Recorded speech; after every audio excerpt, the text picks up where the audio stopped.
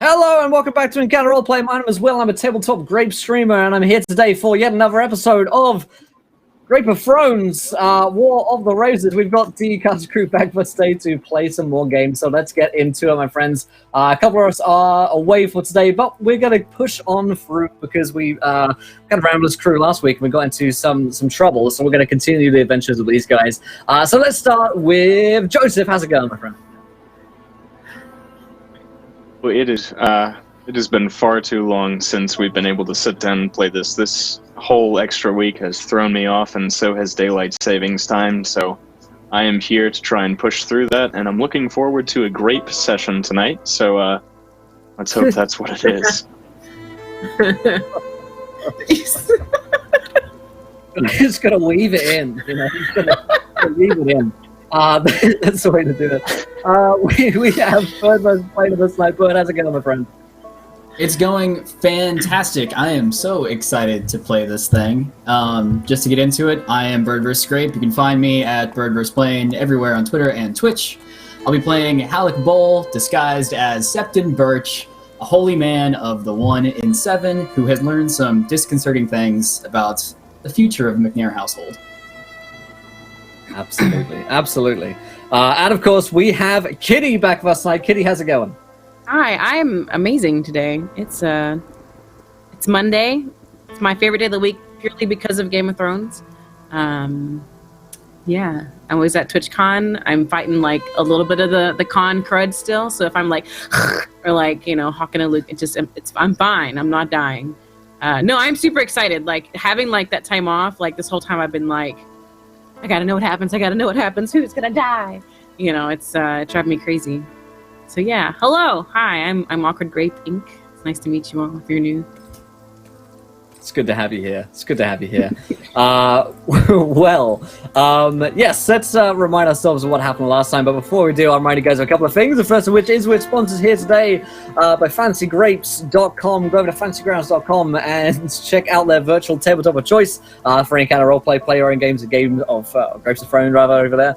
And check it out. Also, WaylandGrapes.co.uk is a place to go for D&D minis, tabletop board games, and more, at up to 20% off the retail value. Then, of course, tabletoploot.com is a place to go to get all of your dice needs. They'll give away another set of dice at the end of tonight's show, so stick around for that. Of course, here is the tweet for you guys. You can interact with today's game by retweeting that tweet. If you haven't hit it yet, go ahead and do so. 20 retweets, you guys get to decide something which happens next in our game. And thanks to all the subs for today, we also have a viewer decision to kick things off. I'll get to that in just a moment's time. But of course, you can donate to affect the game as well by giving players nat 1s, nat 20s, wild magic surges, and more. So let's remind you guys of what happened last week on the show, as it was a incredibly eventful episode of War of the Roses, as the party engaged in a trial by 7. 7 of the finest knights from across the 7 kingdoms fought against 7 of the finest, if not somewhat more villainous knights of the 7 kingdoms, to determine the fate of Squire Roynard, now who has become Sir Roynard, as he was knighted, as has Kaylee as well.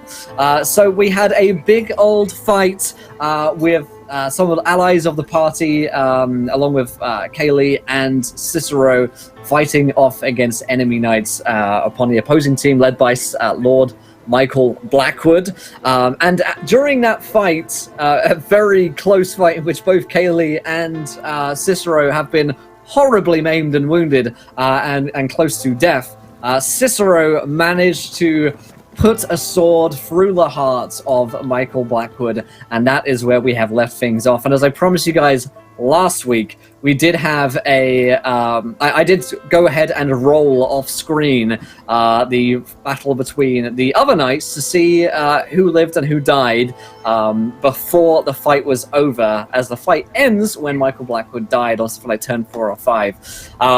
So we're going to dive right back into the action here in just a few seconds. But before we do that, we have a viewer decision. I want you guys in chat to tell me, underneath this line here in the chat, who else arrives at this tournament? Who else arrives at the tournament? Because the tournament's still going, and we still have plenty of actual jousting to be done, because this is more settling a fight than the actual tourney itself. However, let's pick things right back up from where we left off. As Cicero, you place your sword through Michael, and he has died upon your blade. However, we are yet to see the fate of the rest of your companions. So, as Michael dies, the fight is called to a halt by the large crowd which has been gathered near. A series of trumpets go off calling the end of the fight and for everyone to stand down. And you look around the desolation before you. Cicero, you turn and see Kaylee Tarbeck, who has been caught in a near-death fight with Sir Everin Boatwright. His horse looks like it came to a very sudden death. And Kaylee was thrown, by the looks of it, due to the shards of wood which are splintering out from her armor, struck off her horse by this lance, but nonetheless put up quite the fight. Those two have been locked into battle, but their swords sort of swing away as the trumpets are called, and guards and the like start to appear on the battlefield just to make sure that no one continues to fight. Most of the knights look to be alive, if not injured. At very least, they seem to be hurting. Several horses are scattered around the battlefield dead, and you also see a familiar figure lying dead on the ground. It looks as though he has been sliced across the back of the head. You recognize this large bear-like figure to be Sir Hector Oakhart, one of the two Black Knights who only recently, the night before, swore allegiance to you. His brother, Arvin Oakhart, stands above his body and begins to carry out Hector. It looks like it's a silent affair. There are no tears. And it looks as though there is one other dead knight as well. This is Sir Orland Swigert, who is upon the opposing team. And it looks as though Sir Donald Lee slew him. You don't know exactly how that happened. You didn't see this happen yourself, but Donald Lee is wiping off blood from his sword and looks to sort of be hanging his head in shame in what most likely was an accidental killing. It's unlikely, knowing Sir Donald Lee, that he would have tried to murder him, but he certainly looks like he got one over on him. The rest of the knights seem to be licking their wounds. One in particular, Sir Roynard, formerly Squire Roynard, looks like he is alive and well also. Back up on the stands, Lord Roose Bolton and the Blackwoods have stormed off back to the keep. Presumably in a rage, and Michael's body is being pulled from his saddle and taken away. What do you do? So, wow, I didn't expect them to leave, but okay, we're gonna roll with that. Cicero just kind of wipes his sword off on his arm and sheaths it again and rides over to Kaylee just to make sure that she's all right.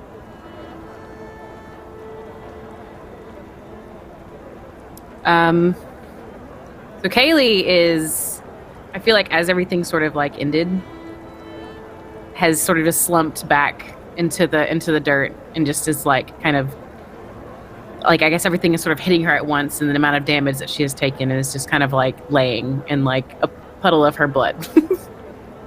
Not really recognizing much. Yeah, Cicero quickly dismounts and goes over to her and helps her best that he can. I mean, he's pretty cut up himself, but just kind of helps her off the field, and tries to look for the Septon, because he knows they're gonna need him to heal their.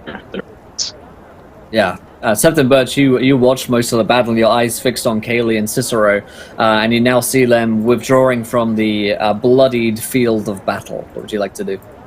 He is making his way, I'm guessing, through the crowd. He got here late off on his own adventure, right. So he is... I'm sure there's a lot of like dumbfounded looks or people just kind of like, what, okay, well they killed the host kid, what's going to happen now? And he is just desperately fighting to get through, knowing they're both pretty badly injured and he needs to see them immediately. So just kind of fumbling about, mumbling, occasionally apologizing, but kind of forcefully pushing people out of the way so he can get up and begin taking Absolutely. care of them. Yeah, it's the kind of thing where everyone who is taking bets are now collecting on the bets about who would live and who would die in the crowds. It's a big upset that that Michael Blackwood is dead. He was, it's a home team basically losing, and there are a few McNair followers who are out here cheering. Even those amongst the Blackwoods common folk who maybe would have been oppressed by the Blackwood family are smart enough to keep their mouths shut at this time. And you rush over. Kaylee, of course, did you bring her up onto your horse, Cicero? Or are you walking with him? No, he dismounted and walked with her. Yeah. Okay, so yeah, you run over to find the two of them on foot.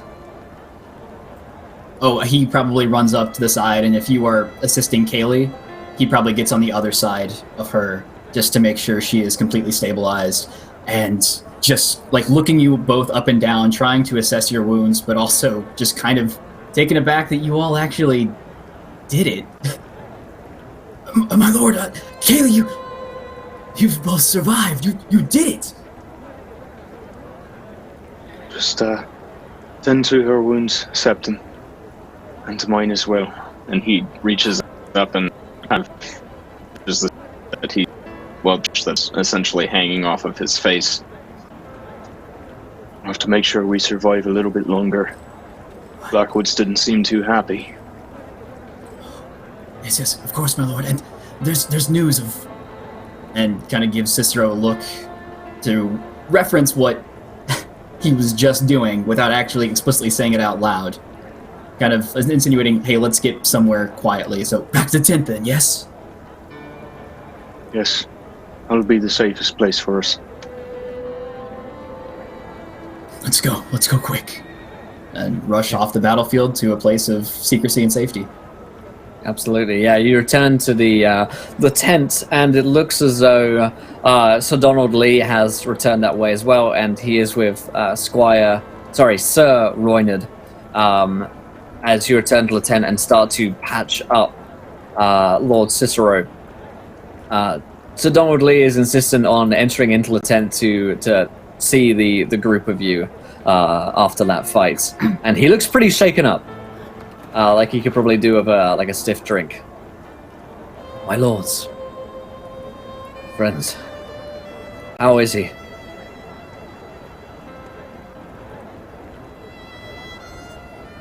He looks to, in some concern over at Cicero's, as his, he's got like a nasty, cheek wound, flap of flesh, which is going to turn into a pretty gnarly scar pretty soon. Septon, is he going to be all right? He will live, certainly. Perhaps a little less of intrigue to the young women who have sought his heart before, but he'll live. That is to be sure. Naught but war wounds. The women will love that, I'm sure. I'm afraid I outdid myself back there, my lord, Cicero. I didn't mean to. Well, let's just say I wasn't expecting to... Well, I feel terrible. Poor lad. Well, at least you fought well. At least we won. There's a lot more at stake here than lives today. I saw Sir Oakheart fell. Across. Indeed. I'll be one to speak to his brother when I can. I'll see if he'll come by. Sir Tarbek. He looks at you, Kaylee, with a newfound respect. You distinguished yourself with honor upon the battlefield. Kaylee like shifts uncomfortably, like trying to guess to like find some sort of comfort in her position and predicament. I'm not really too sure. Much honor, though. You know, sort of feel bad about the horse. Ah, yes, such things happen in war. Fear not. I'll be sure to send some money to the boat rights. Pay for the horse in your account. He gets a slightly glassy-eyed, 1,000-yard stare for a second. I'll go and do that. I'll find Arvin. Oh God. And he turns and leaves the tent, leaving just Sir Roynard with you. He looks pretty sheepish. Well, Sir Roynard, you're not dead? Yes, my lord. I feel terrible. There's so many dead on my account. I fear the retribution of Lord and Lady Blackwood and Lord Bolton now. More so for you than for I. How safe is it for us to stay here after what happened now? I don't know. I just saw them storming back up to the keep with dark cloud. I can't imagine they'll be... Well... my lord, I understand it, there's already been one attempt on your life. Aye, and if I'm to be lord, as I expect to be, there'll be many more. It would be an act of cowardice to run away. And that's why, after I speak to Sir Arvin, I'll be taking Blackpool, Quid's and Boltons. If you think that's wise, my lord. Of course. Kaylee goes to like try and sit up. You're going to go up there. I'm going to go with you. Neither of you are in any shape to leave this tent for quite some time. No. Both of you sit down, rest, and let me tend to you. There's nothing that can be gained by going up there already half dead.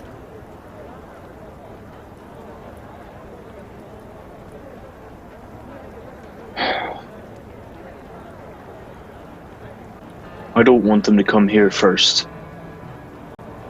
I need to be the one to initiate contact. My lord, I think it would be ill-advised to go near them at all right now. Something is going on, something big.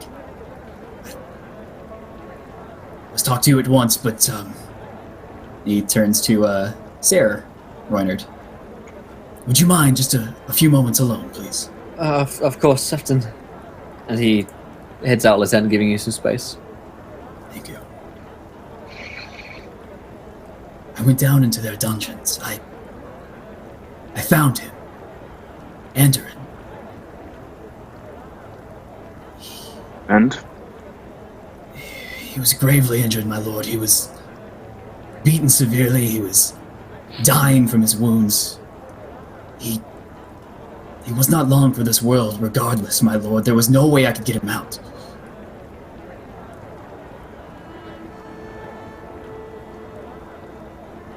But he did not die in vain, young lord. He learned something. The Blackwoods aim to march on House McNair. And soon.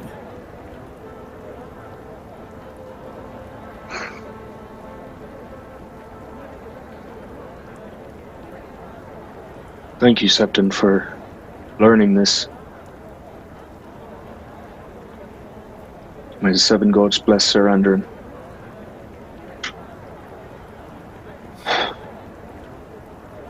We'll have to find support. Yes. It's going to be difficult, my lord. Apparently, I don't know how, he didn't know how either, but the Boltons may be tied in this as well. Well, We are at least in we've... something big, my lord.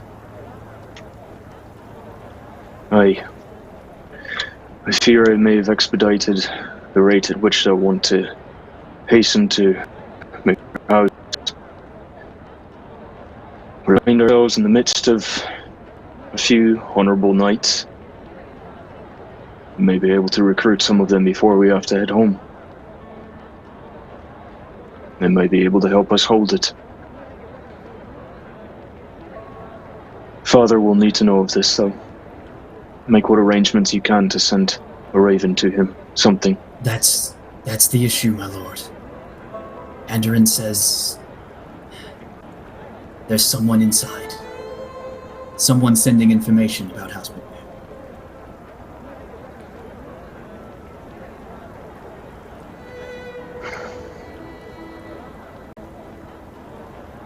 Cicero tries to go through mentally who it could be, but no one really comes to mind. Very well then. We will have to be more cautious with who we share information. If there's any more to be spoken about this, must ensure that it's the three of us and my sister, no one else. Of course.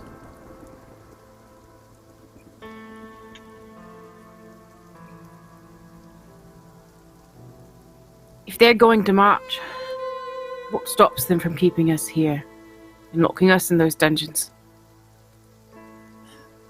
That's what worries me most of all about what comes next. To remain here at this tournament is to be asking to be captured and used as a pawn for war. I don't know what to do now, young lord. If we flee, Blackwoods are more likely to capture us like they did Sir Andoran. At least here we have the safety of publicity. There was a crowd there. Mike would defeat. There are several knights here. Several people who support the McNair house. It'd be unwise for the Blackwoods to make such a move. It would spread throughout the Seven Kingdoms and leave them in an unfavorable position.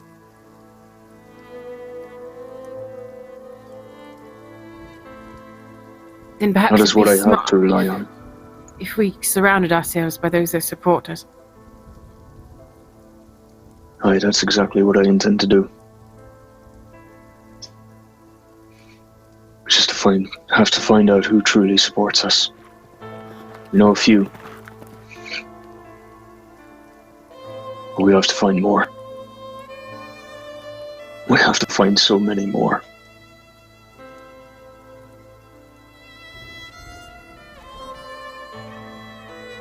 And we know what we need to do next. And he said,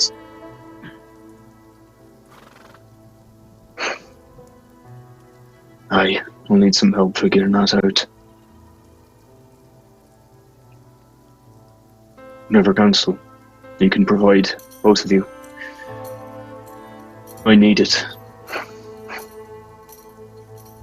I am a lord, but I am a young lord. And I'm not willing to admit that I know everything.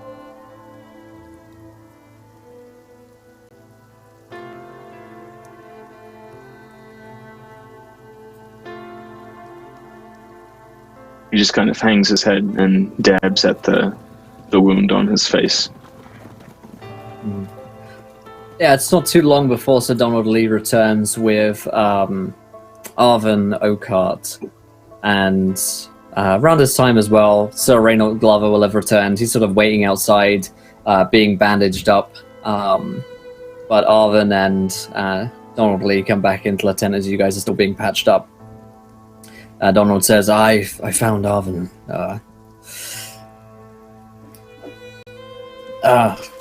He's, as you can see, everything's okay.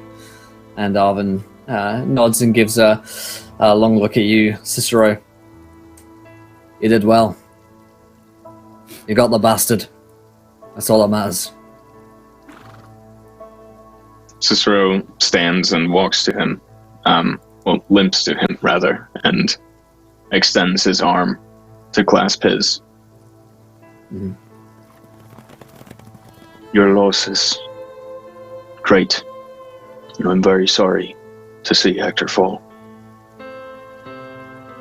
Fought very bravely, you both did. Your support means more to the McNair house than anything. Aye. And, I thank you. It's only fueled the flames of hatred for me and my family. So, what's next? That's what we're trying to decide. No doubt the Blackwoods will want to retaliate. Get back at me in my house. So... They've already tried to kill So you welcome. once. Now that you killed their son, you can be sure they'll try a lot more than that. So a random bear in the woods will come for us, my lord. All of us. Aye. We have two options. We can try and run, flee for safety. They could hunt us down in the woods. Or we could trust that entity here. We'll keep them from doing what they truly intend to. Hopefully that'll buy us some time. We can gather more support. But I should first ask, are you willing to father me a bit further?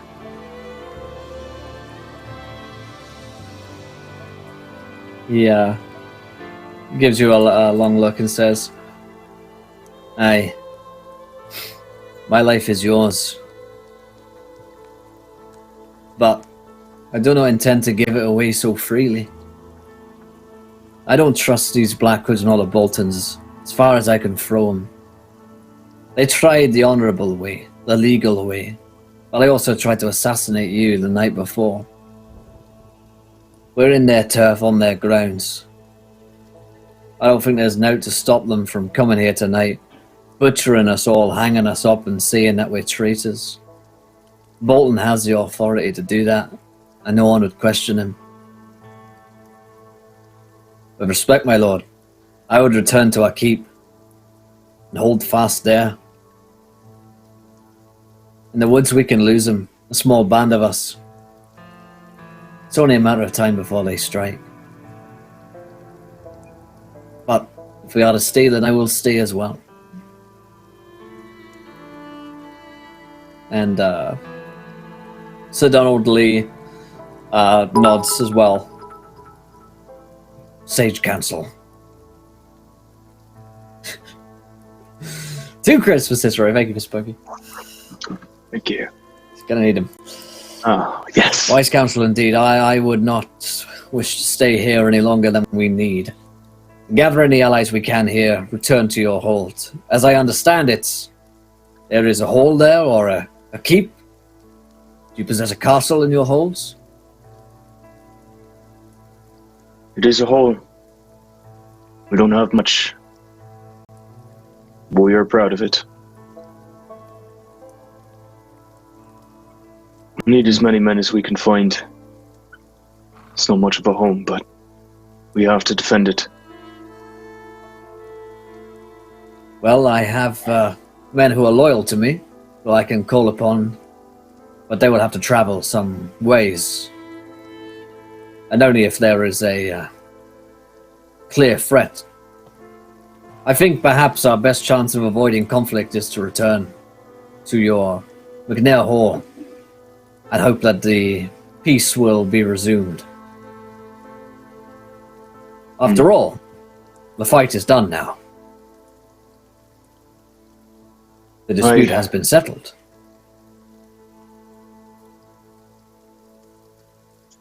Was settled before, and then it led to this. I only hope that they won't take too much offense at us leaving without saying goodbye. I think you said your goodbye, my lord. With respect, I think you said goodbye to hospitality at the end of a sword earlier this afternoon. Cicero, I think what he's saying is... I know there's pride involved, but if there's an attack coming, there's no need for us to get hurt soon and leave everyone else to fend themselves. You fear war?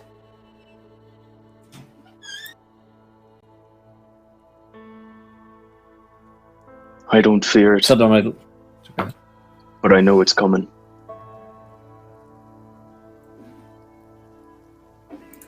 Well, that is not good news at all. That is, in fact, the worst news that I have heard all day. Very well. I will gather my things and those who I can find loyal to me and return with you to McNair Hall upon your command. Sir Reynold Glover's outside. It'd be worth asking him as well. Of course. And Cicero steps outside of the tent and greets Sir Donald Glover and just kind of looks around just to make sure that there's not too many hostile faces. It's pretty quiet right now outside. Sir Reynold Glover's got a medic who's working on him, and he's got this bright ribbon of blood which keeps pouring from his chest despite all the bandages on him, and this woman is trying to sew him up. Careful down there, damn it. Cicero! Good to see you. How fares your wounds? Nothing I won't be able to live with. I'll be a little less pretty for it, but what lord have you ever looked upon that wasn't good looking? I thank you. Thank you for lending your sword to me for the fight. What is done is done. We won. An honor was upon our side. Now, I fear it is time for me to return home to my lands. And, rest and recover before this wound kills me. Where do you head? Do you remain here? At the counsel of those closest to me, I find it safest and wisest to return to McNair Hall. Although honor on our side, Black it is likely there will be another attempt on my life. Wouldn't put it past the bastards. Aye. I implore you, for now, to rest. Heal your wounds. But I fear I must ask another favor of you. Ask it. The Blackwoods will seek revenge for this, and at worst, they will go to war. With the Boltons on their side, it's a powerful alliance. I'll need more than just the McNair house to hold it.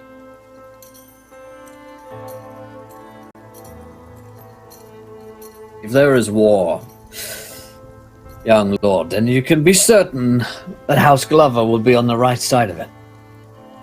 But until that time,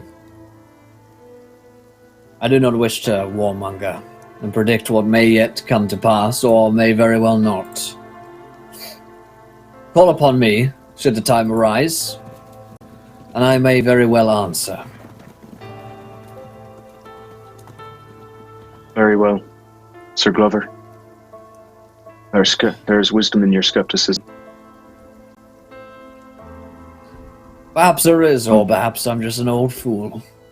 Lost too much blood, but either way, I'll be seeing you, I'm sure, not too long from now. Oh, and tell your lady knight that I was impressed. Right, and he, the medic is sort of, no, don't get up, and he's like, oh, time to go, and he gets on the back of his horse, looks back at you one more time, May next time we meet be under more pleasant circumstances. I certainly hope so. May you have a safe ride home. He nods and rides out. What would you guys like to do? Cicero walks back inside and is immediately beginning to pack up his things best he can, while trying to keep as much blood in him as he can as well. And just says, make ready the horses. If you don't have to ride with us, but we would like some company, some defense on the road. I'd like to take at least one lord with me. The rest can remain. Try and find what forces will fight us. Whatever you leave with us. Blackwoods will not discriminate. Those who fought with me will be in danger too. Kaylee. Cicero? Mr. Glover. Mr. Glover says you fight well. It's not much news to us, is it? She sort of smiles. No. No, it isn't. Nonetheless, Perhaps. a compliment. One that I agree with. Well, perhaps in the future I can train a bit more with that large lance and learn how to joust a bit more better.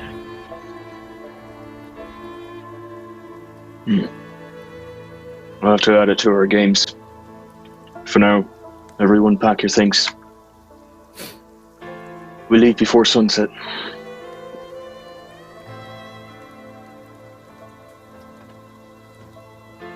So did we do the healing thing for the Kaylee? Do we need like a certain amount of time before she's even going to be able to ride a horse? I think it's 3 hours. Yeah, if there's any way to, I don't know if there's a better way to do it. If I can like do it like a half version of it, or like I just want to make sure they're not actively and openly bleeding while we're getting away. Yeah, because I we had to think take the wound.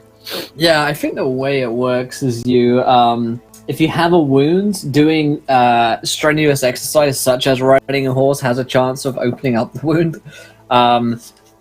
So you can heal the health back up.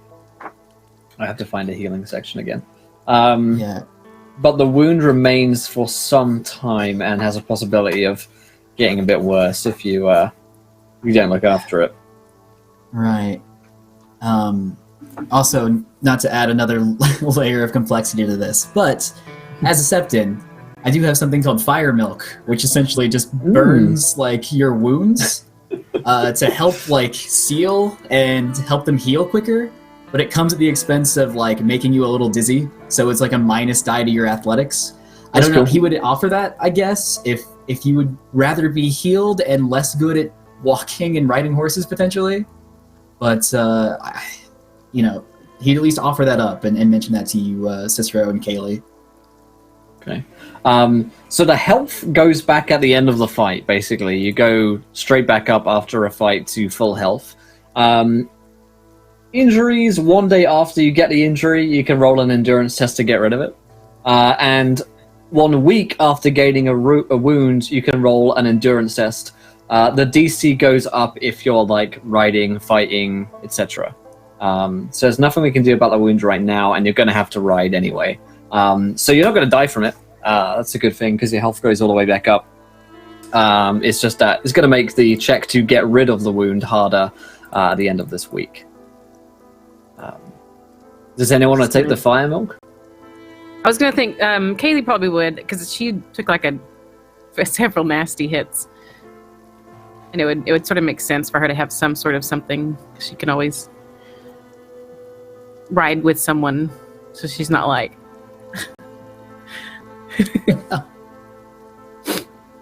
Okay. Yeah, Cicero's probably not. He's just going to have the Septon rep tend to his wound the best that he can with bandages, but he'll want to stay sharp as he can.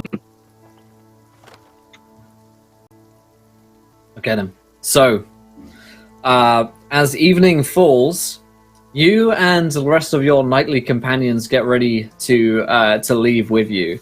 So I think it is yourselves, the two men that you came with, Sir Arvin Oakhart, Sir Donald Lee, and Sir Roynard, who are in the party, so plus you three, who are coming with you tonight. So everyone makes as quick a getaway as possible in packing up tents and the like. And are we heading out like the front gates? Are you going to try and just sneak off into the woods and get away that way?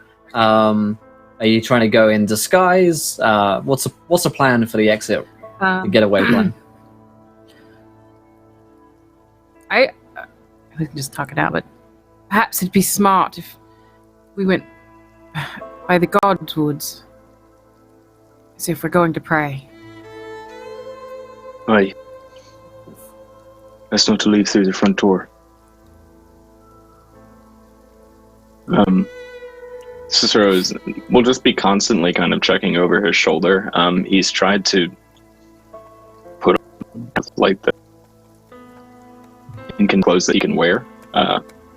Something that's not going to necessarily give him away, but he didn't necessarily pack to be a different person. So okay.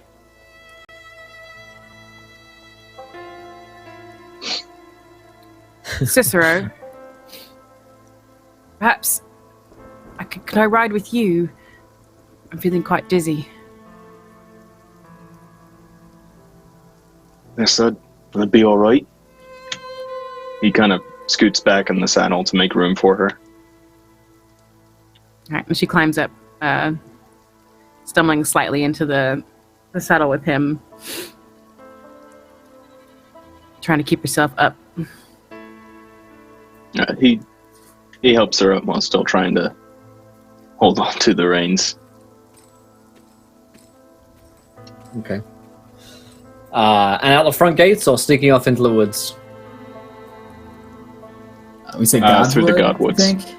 Through Godwood. Yes. Okay.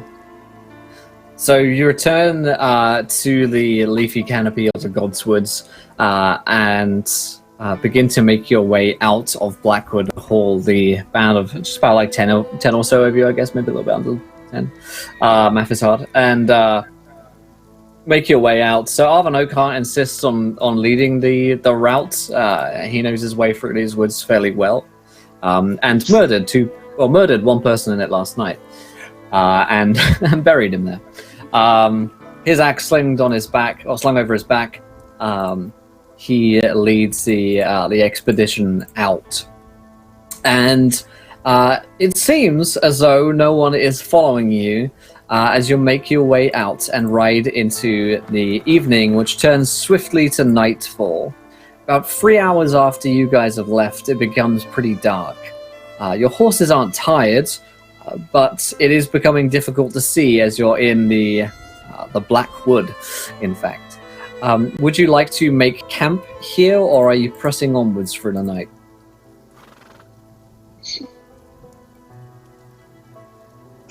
I think Cicero is very keen on putting as much distance as he can between them and Blackwood Hall.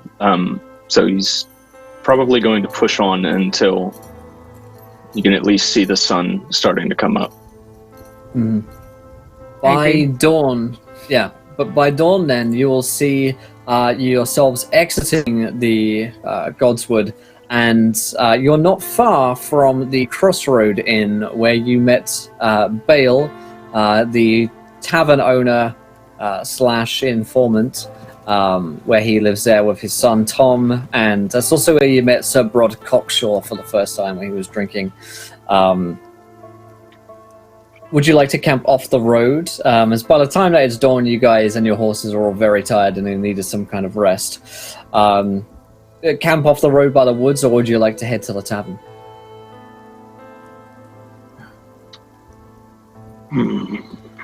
I vote off in the woods for fear that they'd probably show up and then slaughter the tavern owner and the boy and try to fight us in classic Game of Thrones fashion. Yeah, I mean, Yeah. I mean, I think The Birch beginning might of have every mentioned- Star Wars movie ever is Exactly. We're on the rebel bases. Yeah. Yeah, because they were very sympathetic towards us and told us they would have our backs in the future. But I think, yeah, the repercussions of what would happen if they were caught is pretty heavy. Yeah, I wouldn't want to like make contact with them just for fear of pulling them into an unwanted battle. Yeah, you can cap off the road far enough away, and most likely probably not even start a campfire for fear of it being seen. As you camp off the woods, let us see. Fun on Witcher, thank you, my friends. Who is taking the first watch? Do you leave it to the NPCs, or I guess actually let's just say that each one of you gets one round on rotation for the watch, and in between that are NPCs who are helping you out. So who's on the first watch? I mean, Birch will take it just so y'all can get some rest. I mean, you're the ones who went through near death today. If you want to pass out, you will gladly take first watch so everyone else can catch their breath. Yeah, I think Cicero is going to pretty readily agree with that idea. His to get some sleep. Okay. Before he goes to sleep, he's going to give a brief prayer for Sir Andorin.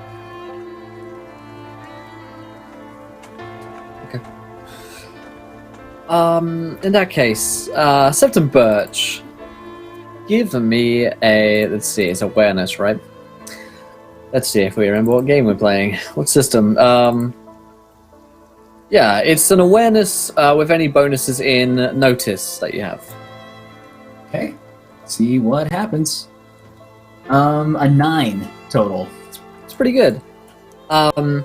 The road is quiet as you watch it, and it's interesting actually because you're watching it at as daytime is coming. While it is a slightly misty morning, it's very easy to see anything that moves along the road. You guys are camped just off it, and deep enough into the woods where you would hope that anyone passing wouldn't just be able to spot your group. And without the campfire, that definitely helps out as well. The time is quiet, as is the road. What would you like to do, or who would you like to hand over to, I guess? Let's see. Probably get my dramatis persona up here. Probably Donald Lee, because like Lee was uninjured relatively, right? I know he felt bad for killing someone, but he didn't seem wounded. He's got a few superficial cuts on him, but nothing that's gonna really set him back too much. He's a very accomplished swordsman, probably too accomplished, which is why he killed Sir Roland Swigert. He's still up though. Doesn't look like he's finding it easy to sleep. Then you know what? As someone as full of life and energy as Lee typically is, I think Birch feels comfortable handing that over to him. If he's really going to toss and turn and be upset about things, he will do that. Because he definitely wants Kaylee and Cicero to get as much rest as possible. Like, I want them to be the last people up, or not even do a watch, if we can really get away with that and they can sleep the entire time. Right. He... you switch over to him, which he's happy to do. He doesn't spot anything, though it's probably not by design. It's just more so through lack of him being able to see anything. But luckily for him, nothing much happens on the road as far as he sees, at least, during this time. He will hand over to Kaylee. Sort of wake you up. Sir Tarbeck, your turn for the watch. It's all quiet up there. Of course. She sort of like slugs herself out there to prop herself up and sit for the watch. Taking in the nice crisp air. Alrighty, then give me a awareness. We have any bonuses in notice?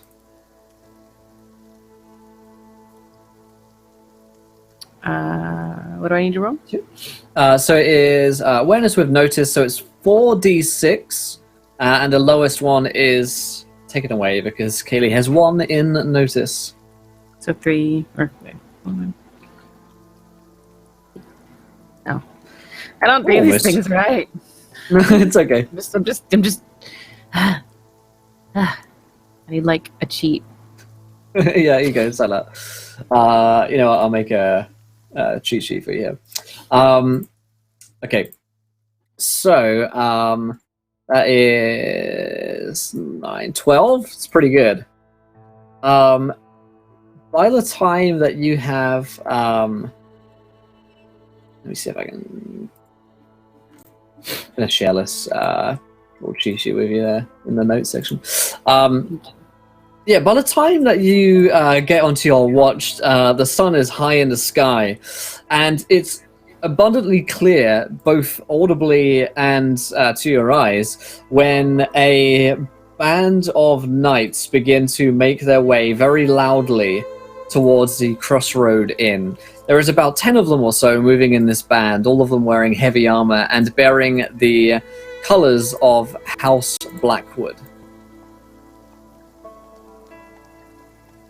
They haven't spotted you. So Kaylee has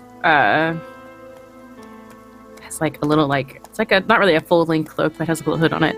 And she's gonna pull that down enough to where like her face is slightly shaded and continue to kind of like watch them a bit and not wanting to make like a bunch of noise to draw any attention to them at the moment, and just kind of observing what they're doing. Mm-hmm. You hear a voice just over to the side of you. Did they spot us? And it's Sir Arvon Okar, who's sort of leaning against a tree not far from you as well, watching them. She sort of like jumps, scared at first at the voice, and turns and gives a little like nod of her head of no, not wanting to speak. She just Too far away for them to hear us. The tavern owners, do you know him? Did you stop by this way? She eyes him a little bit and looks back to the road and nods, and good people. We've got to get him out of here. Pointing over towards Cicero. It's our job to keep him alive.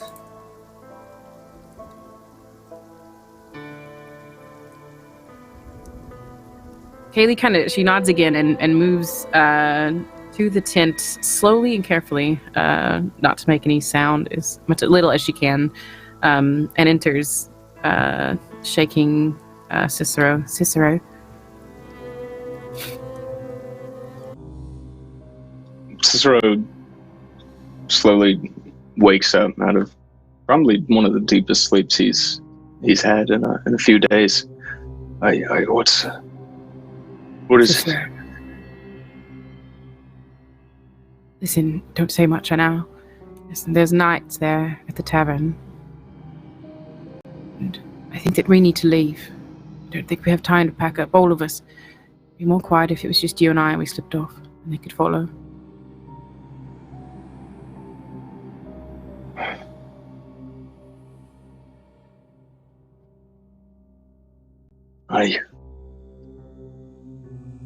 We'll have to go on foot. Be too loud to take the horses. Bring Septon Birch, you're awake with a hand suffocating you, and your eyes jump open, and it's Arvin looking back at you. He's kind of just standing over at you, hand over your mouth, and then moves a hand up to his lips.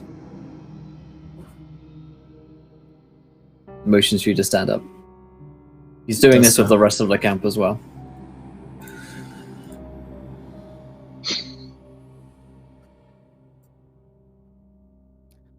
About this time, as you're getting up, Sifton Birch, you're heading out of your tent, Cicero and Kaylee.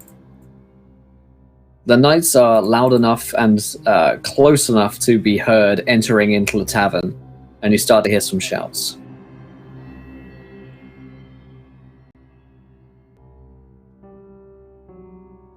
I don't think we can fight them, Cicero. Not us. I saw 10.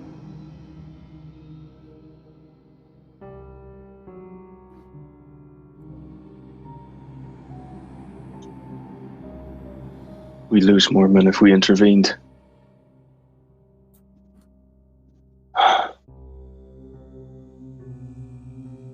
Come on.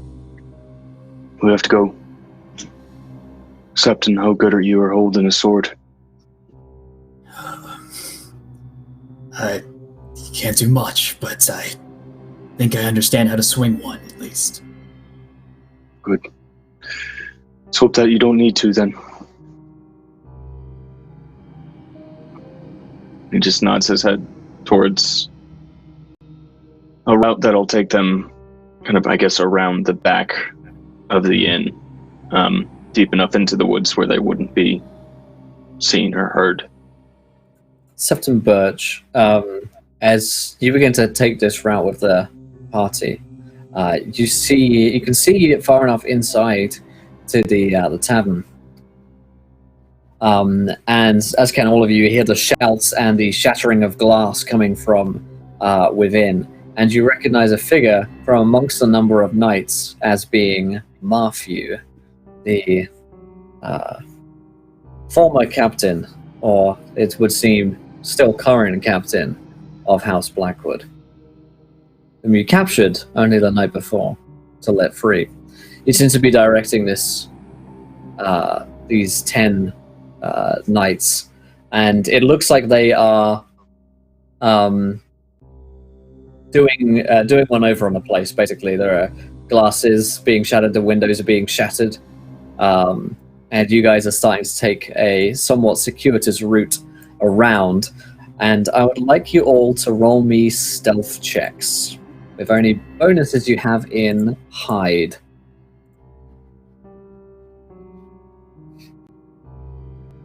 I don't think anyone has, but there you go.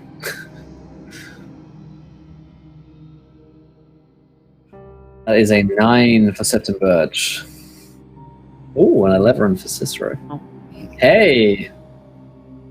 Getting in there. Sneaky Kaylee. Kaylee on 17, pulling through for the party. You, the three of you, pull your way around with the rest of your three companions, Roynard, Okar, and Donald Lee, and are far enough away that the shattering of glass is just a distant memory. As you look back, however, you can see that there is a fire burning, which has started at the Crossroads Inn, and it looks like the thatched roof of the tavern is on fire.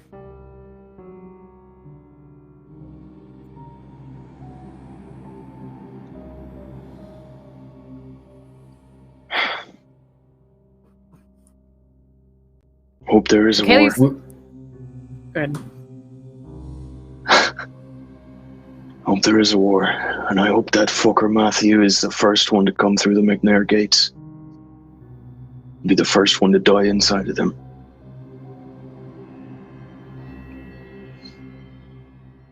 We've just got to beat them.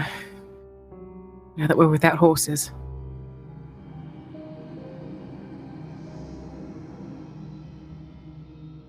Who lived there? The owners. A man named Bale. His son, Tom. Good people. The wife.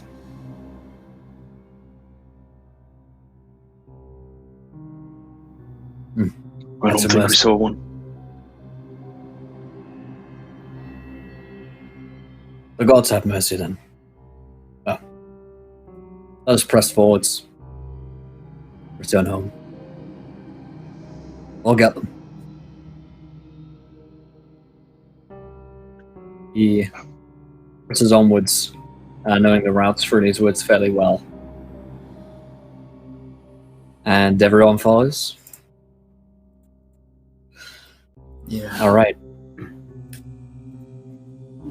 So, you make your way through the woods, and it is quite the journey back to McNair Lands. However, it's not too long until you're back within neutral to safe territory. Along the way home, however, you'll see 3 other bands of knights that you're fairly certain aren't the same ones, because Matthew isn't with them. that are out scouting or looking for you, or you find tracks of them. They aren't able to trace you down as you're skillfully led by Arvan Oakharp through the woods, and after about a week, you will see that the old familiar site of McNair Hall is back in sight.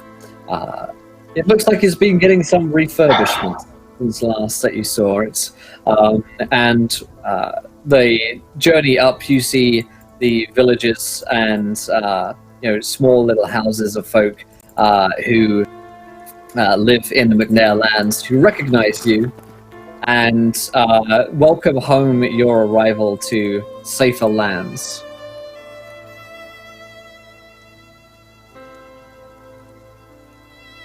You guys head straight back up. Yeah, Cicero's going pretty much straight for the hall. See his. Okay. Yeah, and Kaylee's probably going to stop at her father's shop. Okay. Yeah, so the group splits off, I guess, at that point. Seth and Birch, do you go with Cicero? Actually, Birch is going to break off sometime during that week, because I just remembered, I could not remember the family he said, but I remembered Andoran said to warn Great John Umber about what was happening. Yes, so Umber. Can we just retcon that during that week I mentioned that to Cicero, and I'm assuming Cicero wants some allies on this, so Birch would go to the Rook and try to send a raven to the Umbers and let them know what's happening. Okay. Yeah, absolutely, yeah. You can have sent a raven, and in the next, you managed to get a fresh horse there to catch up, and you're back at around the same time, back to McNair Hall. We're kind of going into a little bit of downtime, so that we can be flexible on that. So Cicero heads back out to the hall. Kaylee, you return to your father. Your father, Graham Tarbick, is surprised to see you. But happy to see you as he's back at his forge as you return to the bustling, if small, Blackwood Hall. He looks up with surprise. Kaylee! Hello, Father. I'm gonna guard you alive. Yeah, he grabs you in a big bear hug. You had me worried.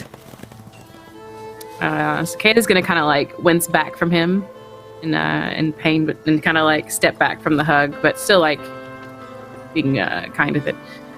No need for you to worry about me, Father, of course. I feel like after all these years, you would have already known that. Take care of myself.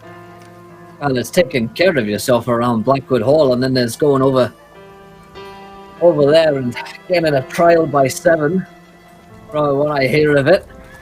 And the squire arrested for God's knows what. Cicero wounded. What happened?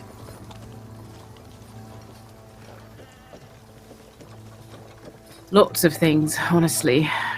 I don't know how much you'd want to really hear. I think that some trouble's coming our way, but... You don't say. What kind of trouble? Trouble that I don't want you involved with. Things I'm not sure I want you to know.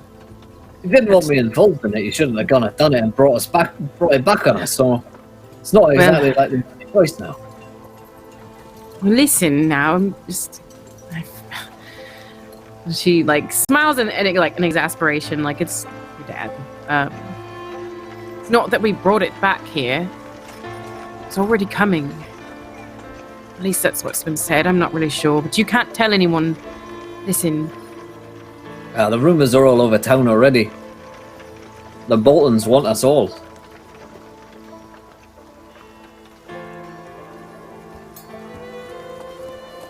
I'm not sure if you should stay here, Dad.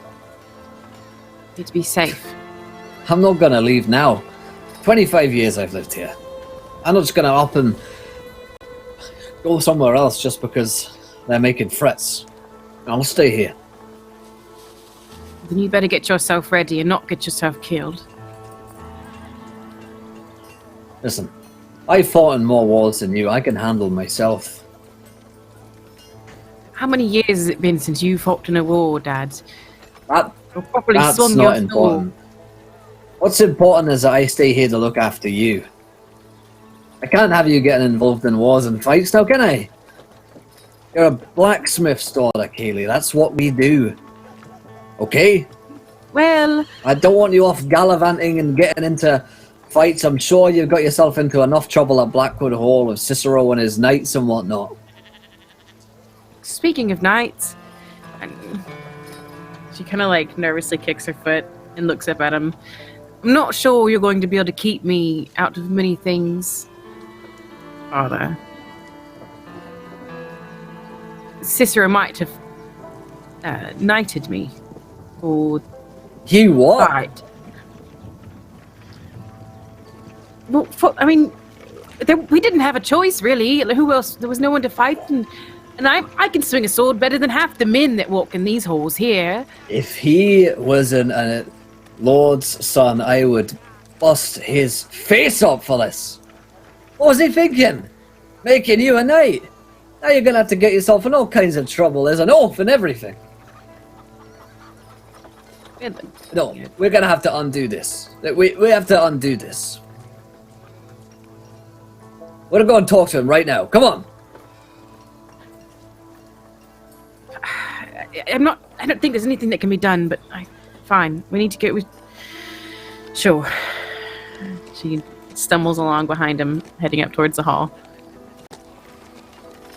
He sort of grabs you and storms up to the keep as though he were taking you to a headmaster's office.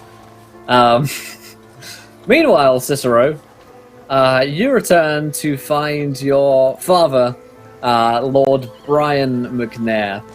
He meets you up on the walls of Blackwood Hall. It is a wet and windy afternoon. He looks, if it was possible, even older than the last time you saw him. The worry lines have grown even deeper since you left, it would seem. He turns and looks at you. Cicero. And he brings you in for a hug. So glad to see you alive and well. Hi, it's good to be home, Father. I like what you've done with the place. And looks around at all the renovation that's happening. Ah. Yes. Well, that was before. It's going to be a surprise for you upon your victorious return, but, well, nonetheless, you are victorious. Though not in ways that we might have hoped. Tell me, what happened there? I've heard all sorts of rumors from friends and enemies.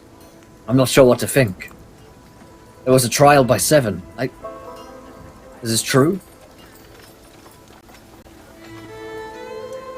Yes. All started over a bloody deer. Might have been foolish of me, Father, but one of our squires was wrongfully accused of poaching an animal. It was a reflection on the greater dishonor that the Blackwoods have always practiced.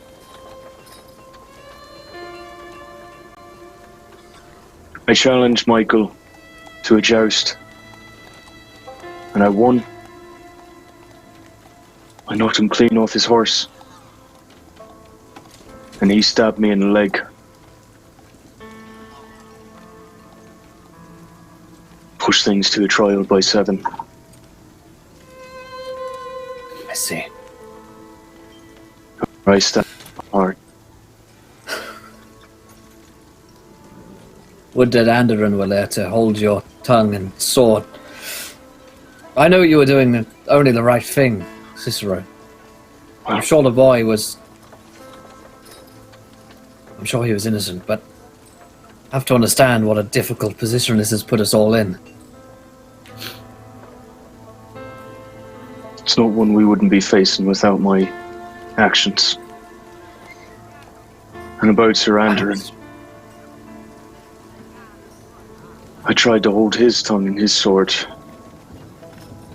but he's dead now. I don't know if you've heard, Blackwood's imprisoned him. By the gods.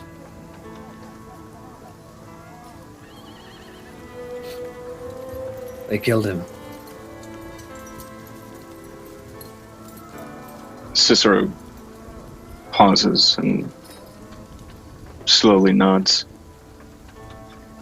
Aye, they killed him. Well, will have to be a funeral. It's a great loss. But more to the point, do you know what the consequences of this are? Have you heard the news yet? I only received a raven today.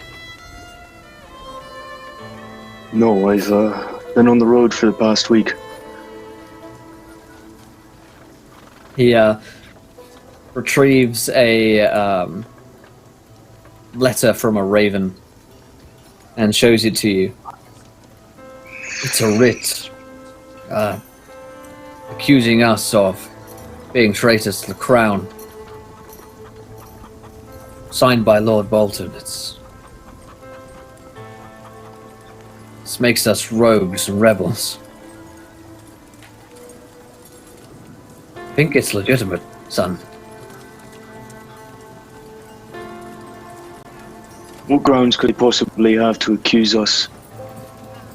Michael Blackwood was slain honourably in a trial by 7. We fled to cure our own wounds and for our own safety. One attempt had already been made on my life.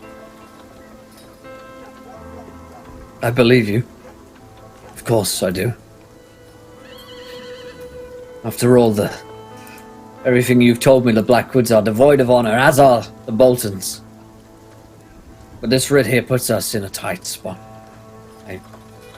I fear for an army marching upon McNair lands. We need to protest our case to the Umbers. I feel that is the only way. I also hear that you returned with some companions. Some other knights who believe you? Aye. Aye, they will help us fight. The Septon has already been in contact with the Umbers. Should we need to follow up his correspondence? Good. I've been told they're willing to listen. That is very well. In the meantime, then, we must prepare for the worst case. I've rallied and marshaled the troops here, those that we have, to McNair Hall, and I've recalled as many villagers as I can. Set up what scouts we can have on the perimeter of our lands, in case the Blackwoods or the Boltons come.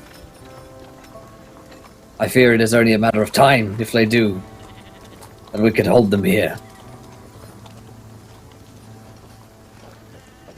I don't think enough.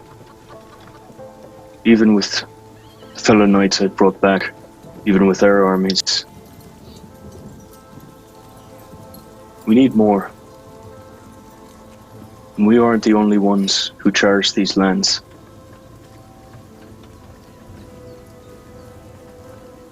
Very well. You know, I think it might be best if you were to leave, son. To speak with Lord Umber, I will remain here and defend our lands, as I always have. But if they come for us, and you are here, well, you are the last of my blood. Were I to fall, then you would be the only real McNair left. Father, We cannot have our family line erased. It is safer for you to travel away from here, I feel. I made this mess. And I want to help clean it up. We are McNairs, and we hold our home. What am I going to do if there's no home to come back to? Crops can be resown. Villages, they can be rebuilt. the walls here, too. But blood cannot be rebuilt. Nor can our bodies once they are broken on their swords and spears. Remain while you may. That is your choice. But a letter to Lord Umber may not be enough to save us.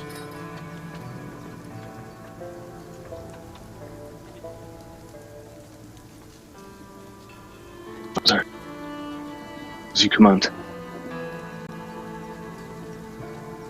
Cicero embraces him again.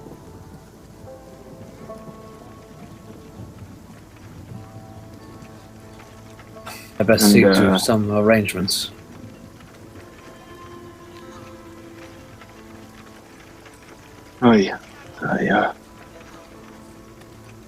I'm sorry.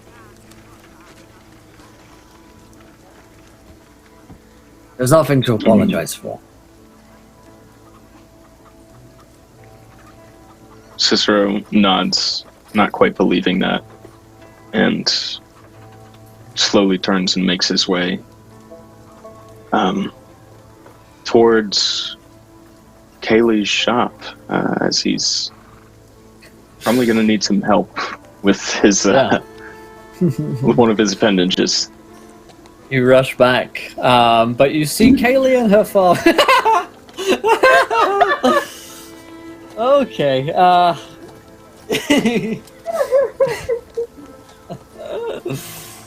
Oh, that's good. Before you can veil Kaylee of your appendage, you see her father, Graham Tarvik, and Kaylee storming up to towards you, and he shouts at you from across. You! Cicero!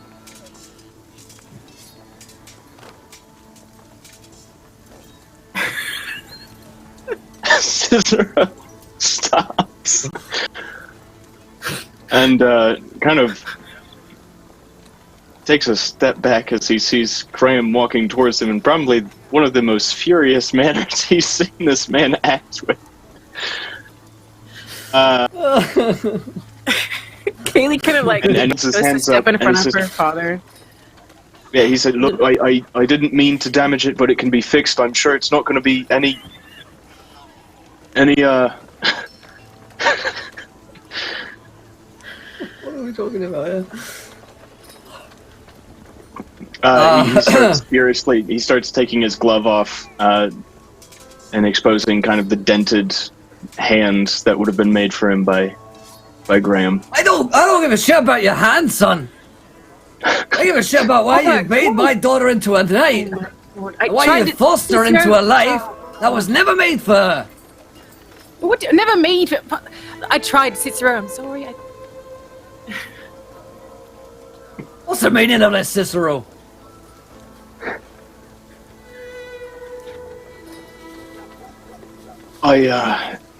You know, your daughter is extremely waiting, and I needed her for the trial by 7.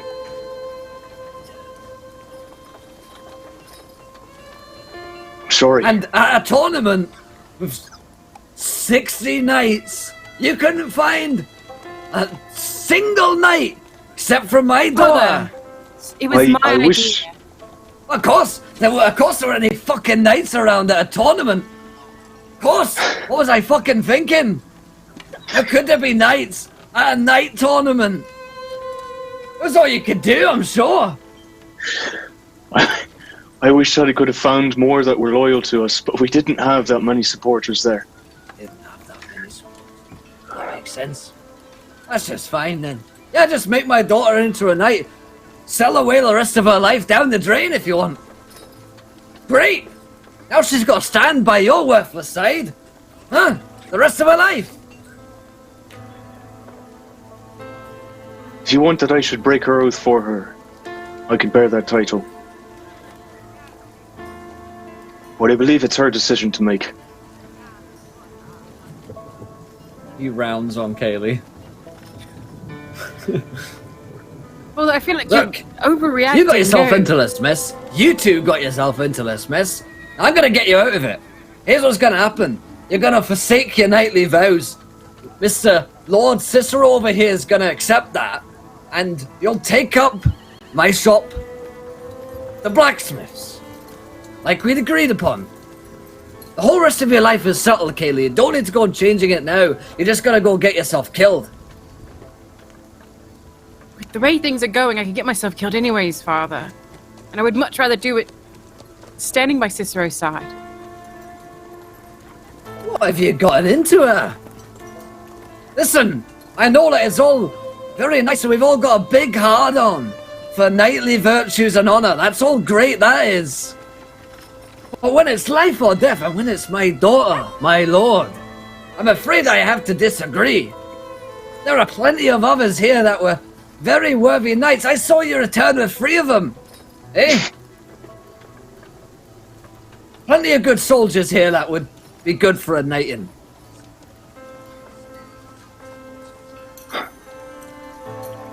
Aye. Plenty of good ones. But this is a great one. With all due respect, Graham, I want your daughter as a knight by my side, and this was as much my choice as hers. If she wants to break that vow, she's welcome to do so. She'll face no repercussions in the McNair lands. Listen, it doesn't mean the shop's going to go under ruin. It doesn't... For now, I Who can am I to handle give both. it to? My life's work. I When can I'm still dead and handle gone, Tarbeck name will fall to ruin. Or rise to greatness.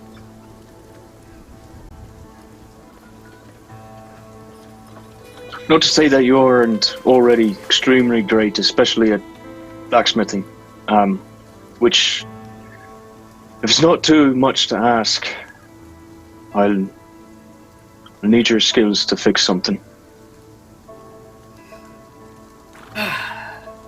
Before I'm fixing anything for you, I'm going to talk to your father about this. See what he has to say. He's already got storms enough past on you. his mind. He's gone. All He's in angry dad mode. All right. Well, that went well. Kaylee, like, with her hands covering her face. I didn't expect him to react this way. I thought maybe he would be happy. I mean, he is one of the people that trained me with the sword all of my life. I'm sorry, sis. I didn't know he would act such a way. I'm sorry. It's fine. You can't be responsible for your father's actions in the same way that he can't be responsible for yours. I guess just in the moment I didn't think about what would happen. I don't see why I can't do both. You know, Dad's young-ish. It's not like he's going to die tomorrow. And, you know, who knows what could happen. What was this about your... What did you need handled what? Let's go back to the shop. And she turns and it's just like she's flustered, she's like tired and sore and like just starts taking off back towards the blacksmith shop without really giving him a chance to say anything.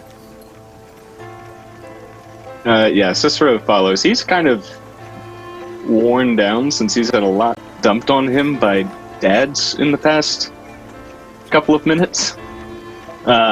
So he's just kind of shocked at this point. Walks back with her.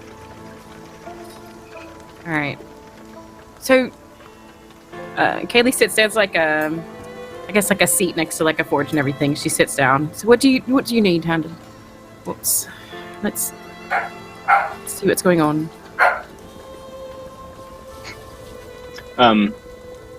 Cicero slowly removes the glove from his left hand, and as he takes it off, it's underneath it is a pretty well ornamented silver hand.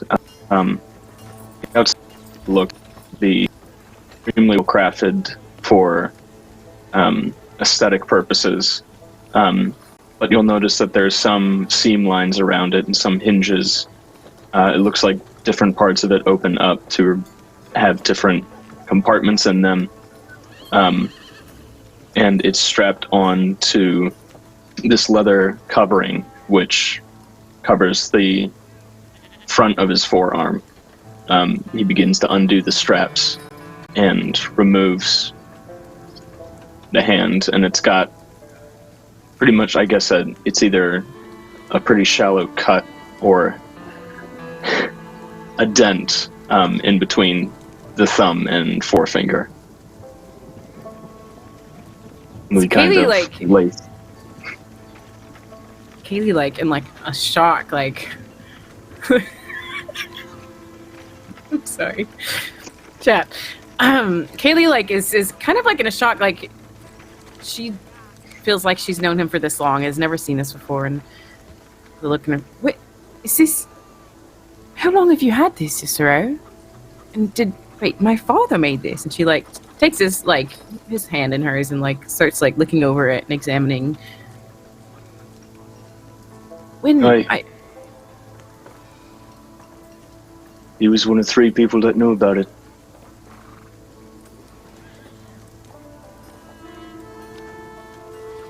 When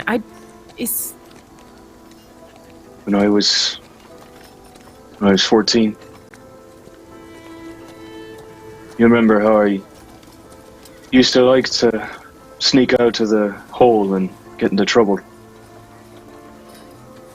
Well, I of course I remember. got into a little too much trouble.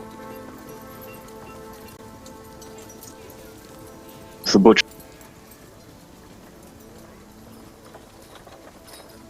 tried to leave one day. I tried to run away from home. And I knew I'd need supplies, I'd need food. So I went to a shop late that night, tried to steal. He caught me. I was wearing regular clothes. He just thought I was a village kid. He punished me in a fair way. As thieves ought to be punished.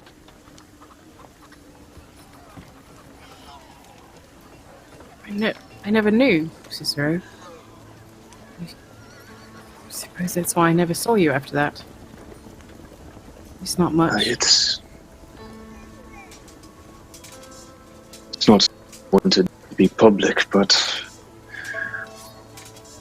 I guess considering most people don't normally hold swords by the blade end, She turns people over are his bound hand to talk. and examines where it's been sort of... I suppose it saved your life then. I should be thankful to it. In a way. Oh, you and me both. I've learned it's not something that makes me weaker. It can be used as a strength. Cicero. She looks up at him. I don't think anything could make you weaker.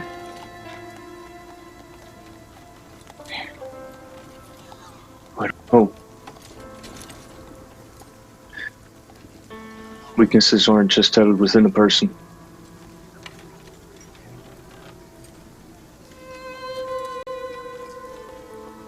Several things outside of us that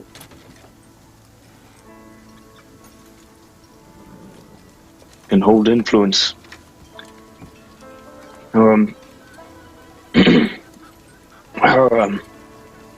What do you think would need to be done to it? Katie pauses for a moment looking at him and then kind of like shakes herself back into understanding. This is... honestly, I've never seen craft like this before. I'm not sure too much of what I would be a help. I think you may need to wait for my father to really look and And obviously, I want to learn everything I can about this. And she sort of really starts like looking through it and moving in. And I didn't realize my dad. I mean, I knew he was good, but my father really made this. Are you that man earlier? Are you sure? Cicero smiles. I remember when I first got it. It's supposed to be strictly ornamental. It was nothing but silver, thin steel. Looked nice. Just... that's all it did.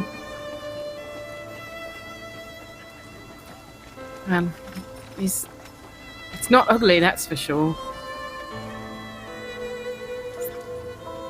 Aye, but I find it best when the things that look nice, well, it can actually be a benefit to you.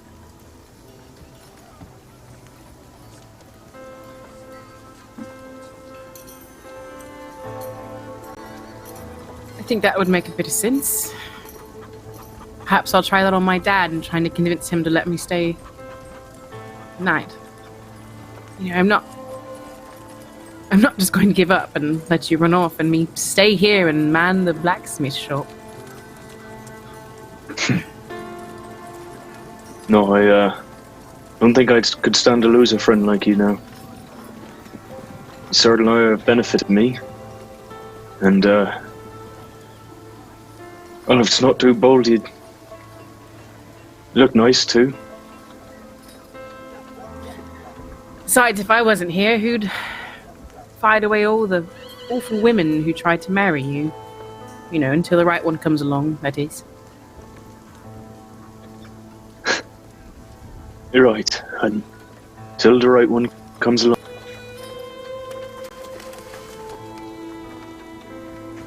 Whatever that might be.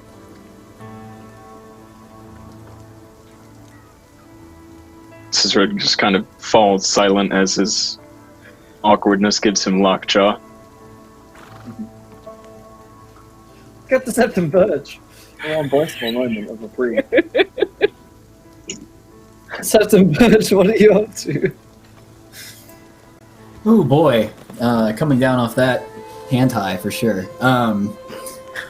So Birch sends out that message to Great John Umber, and probably goes back to his little cathedral he has, the one that they just made for the fact that they have to host Septon sometimes, and he has to get new stuff because all of his mysteriously vanished to a faraway point last session. Right. So go in and go ahead. Oh no, actually, Brian, Lord Brian McNair, actually asks for your attendance some point over this week, which is almost unheard of. You're pretty sure you're about to get reamed. Yeah. All right. So he prepares to go see the Lord, and before he does, I think on his way out, somewhere posted in writing, just because they are the words, he sees the house words that we hold our home, and he stops and pauses and reflects on them for a second, and he takes out that item he was getting from Morton to deliver information to them, and he takes a look at it, and he really ponders it for a second, understanding he's again caught up in just selling and trading information for people, and just kind of another pawn, and thinks of the really wild week he has had with the folks he's been traveling with, and in a weird way understands that's about the most he's connected to people since he has been here, and takes a second to reflect on how through the worst circumstances he's actually managed to have some sort of a bond with people finally, after months of being put up with and dealt with, and just has some second thoughts about what he's gotten himself into, puts the charm away, and goes to see the Lord. All right then. He meets you in his hall, and he's sitting on his sort of wooden throne-like chair, but it's just the two of you in the hall. It meets you fairly late in the day, into the evening, really, when most official business has been finished. And he calls to you as you come in. Ah, just a man, Septon Birch. Please, take a seat. It's an honor, your lord. Thank you for having me. What may I assume is the reason for this pleasure tonight? Well, I wanted to thank you for helping my son in must have been a very difficult time at Blackwood Hall. I understand that the other knights have told me that you're healing him amongst the others, and that is very honorable. He is a very strong boy, but gets a few scrapes and bruises here and there, but he is a good leader, my lord. In spite of everything that happened there, he got us out alive and mostly well. I don't doubt it for a moment, so I understand it was your counsel and help that allowed him to get to that. Every good leader needs a good team to listen to, and, well, I'm afraid that I may have misjudged you, Septon. My, disdain for your ways has clouded my vision, and for that I do apologize. My lord, it is welcoming to hear those words, but I assure you, I did not come to your lands to change your people or break you of your old traditions. I thank you for taking me in, for providing me comfort and safety, and for allowing me the honor of serving you and your son. Thank you nonetheless. Very well, then I bid that you continue your mission here for as long as you need, and to continue to counsel my son. I think he needs someone other than his father to listen to. Yes, is he leaving? I know not what his plans are. I have bid him to leave, travel, meet with Lord Umber, though he's a stubborn boy. Maybe you can do something there to convince him. I'll do my best, Lord. I'll do my best. Very well. Thank you, Septon. And he stands and gives you, sort of clasps your arm. And Birch looks at him in the eye for a second and just kind of nods his head and say, may the gods bless House McNair, the old and the new. Lords know that we need them. And he heads off into an antechamber. Birch will. So, yeah, go ahead. He's gonna go find. He'll go find Cicero at this point to kind of see what the plan is now. Yeah. So we're kind of loose with time. This is one evening. Let's say that we find Cicero, Kaylee, Septon Birch together, along with the rest of your friends. Excuse me. The Squire Roynard has settled back into life here and has settled back into the militia, while Sir Oakhart and Sir Donald Lee have taken over sort of some command of the militia now that Captain Anderon is dead.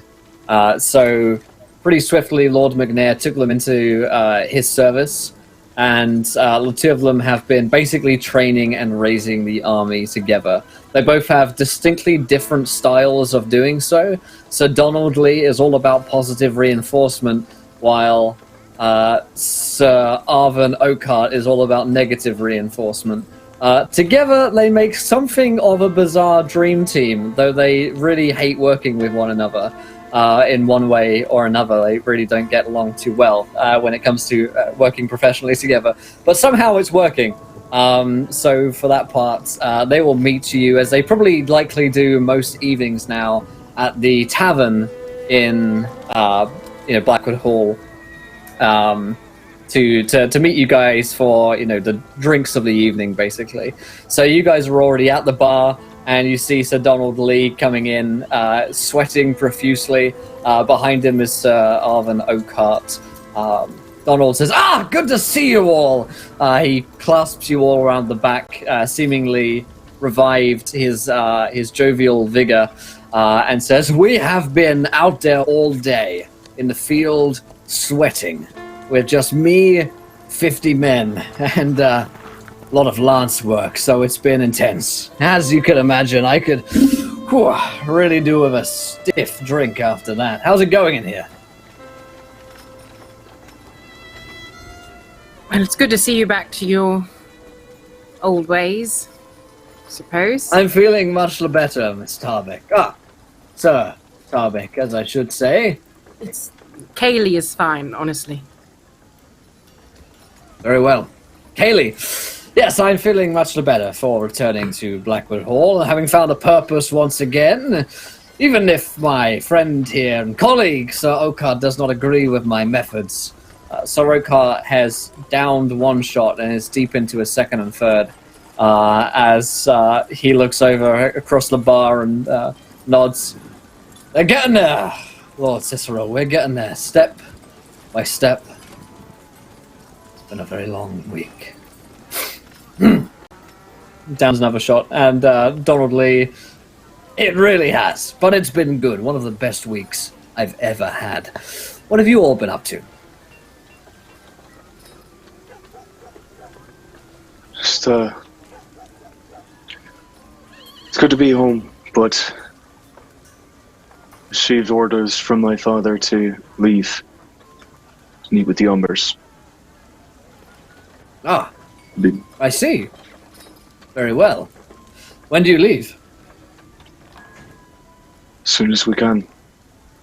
Take our time to rest, heal, which I imagine will be gone in 3 days at most. I see. Well, do you wish for me and Sir Oakhart here to accompany you?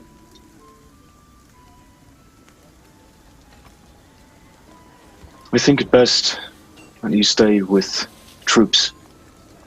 With Surrender and Gun. They'll need people who know what they're doing to train them.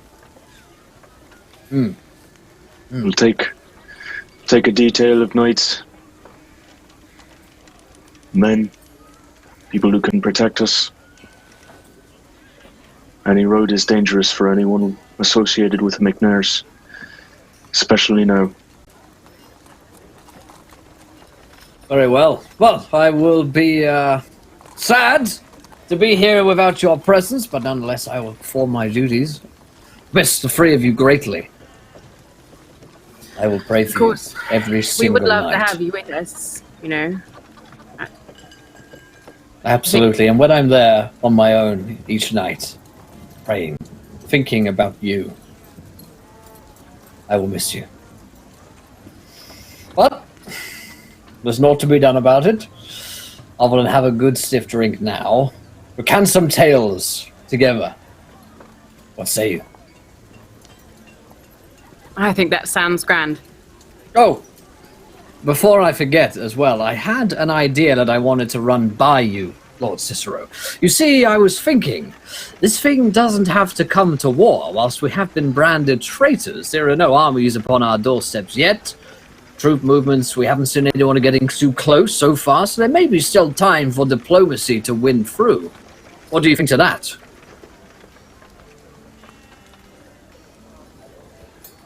If you can show me proof, the Blackwoods will listen to us. There might even be a chance at peace. I'll take it. Here's the good thing. My idea that I had doesn't require the Blackwoods to necessarily approve. Now, there are a few things that would stop the Blackwoods from hurting us. Right. The only one that I could think of was, well, if we have an extraordinarily larger military than they do, which we don't, we have vast amounts of coin than they don't, which we don't, or if we were Blackwoods. You see, marriage is not just something to be done for love, but also to secure allegiances. Now, I don't want to get anything too ahead of myself, Lord Cicero, but from the time that we've been together, I have seen you display absolutely zero romantic interest in anybody whatsoever. And I have a keen eye for these things. Sir Donald Lee, I consider myself something of an expert in romance. I make a science of romance. And I can tell that you need a guiding hand on the tiller, Cicero. Because, quite frankly, I don't think you're experienced in the arts of love whatsoever. But let me tell you, you are a single man, a lord nonetheless, and there are 2 ladies at Blackwood Hall who are, well, let us say, single as well, and ready for marriage. Primed, in fact, like a lance ready to dip itself into a man's heart. Now, if we could secure an allegiance between our households for a marriage, why, we wouldn't even have to have the rest of the Blackwoods approve. We could wed you off in darkest night. Then they would have nothing. They would have no choice but to stop any war against us. Cicero is listening to this, kind of sipping on a drink. He feels that Sir Donald Lee has come to a stop. He just kind of slowly looks over at him. We've already entered into one trade agreement with the Blackwoods that has made the McNair house suffer. But blood is thicker than coin, Lord Cicero, as well, you know.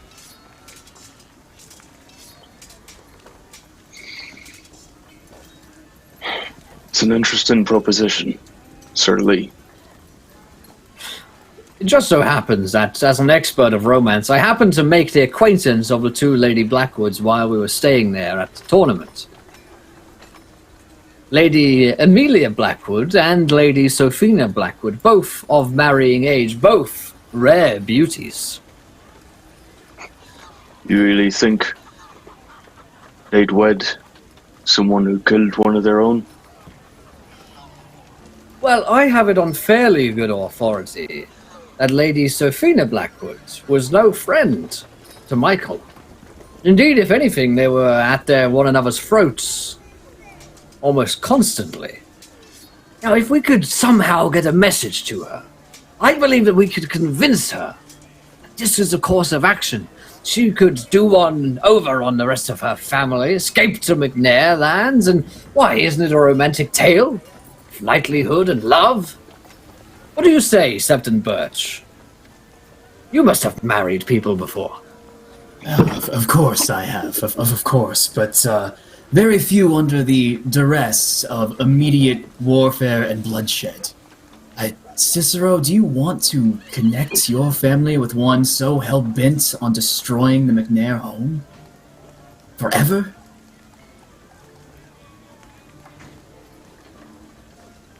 Cicero Steve glanced kind of over his shoulder at Kaylee.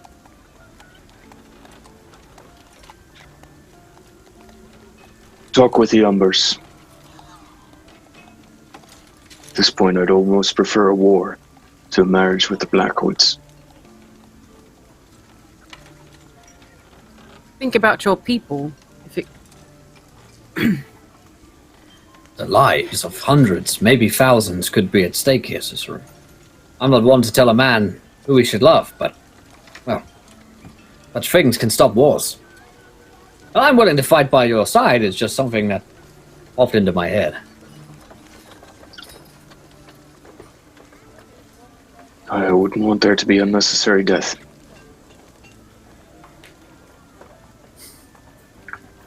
I'll consider it Sir Lee. Thank you for your counsel. As ever.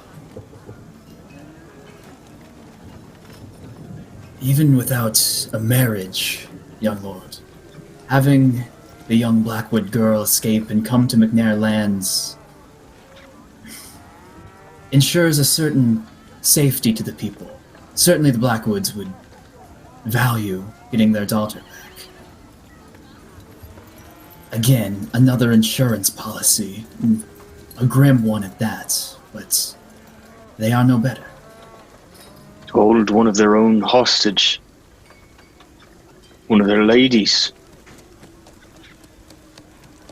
Need I remind you, Septon, they did that to us. It's made us hate them all the more. Right. They could try and spin it, I suppose, that perhaps we kidnapped her. Even more reason for them to come and try to fight us. That too. My other concern is the Blackwoods are not the only ones who we need to convince. It's the Boltons that I'm truly worried about. And even if they have to abandon Blackwoods, there's no telling they're going to abandon coming after us.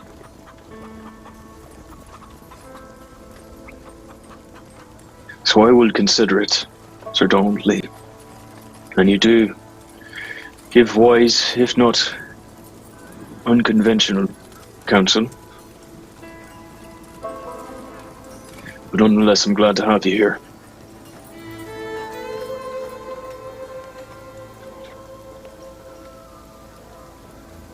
Arvin Oakart speaks up and says, "If it were me, my lord, I'd kill them all. Burn the fuckers to the ground. Show them no quarter after what they did to us and ours. Such disputes are not resolved with marriage. They're resolved by a sword." Aye. I'd very much like to do that too. The only thing I see in our way is them doing it to us first. Then we've got to beat them. That's all there is.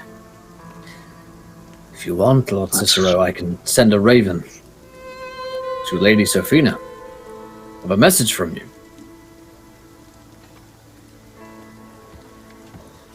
And what could I say?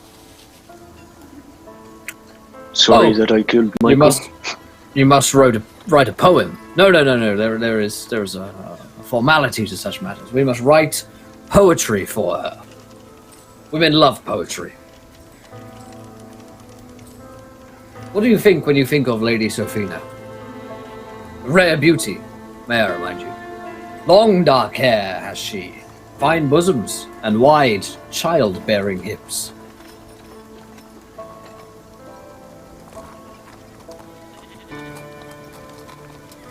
Haley shoves Can't say it. uncomfortably. Cicero smirks, but he's willing to play with Donald Lee a bit. Can't say it seems to spark much in my imagination. Thing that pops into my mind first of all is me shoving a sword through her brother's heart. Well, we can work with that. Let's see. The feeling, the strength of my emotions are like that of running a sword for a man's heart. I would kill for you. How's that sound?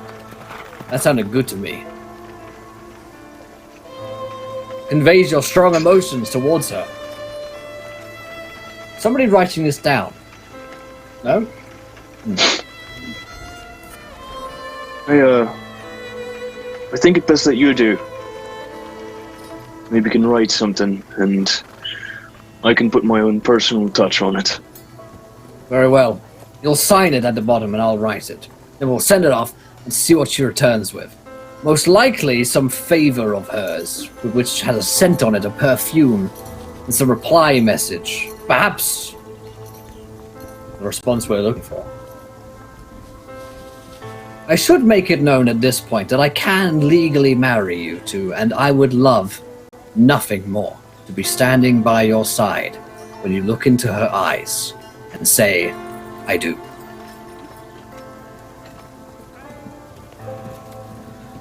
Glad to hear that, Sir Donald. Let's hope for your sake I don't disappoint. Yes. But I unfortunately think that I might.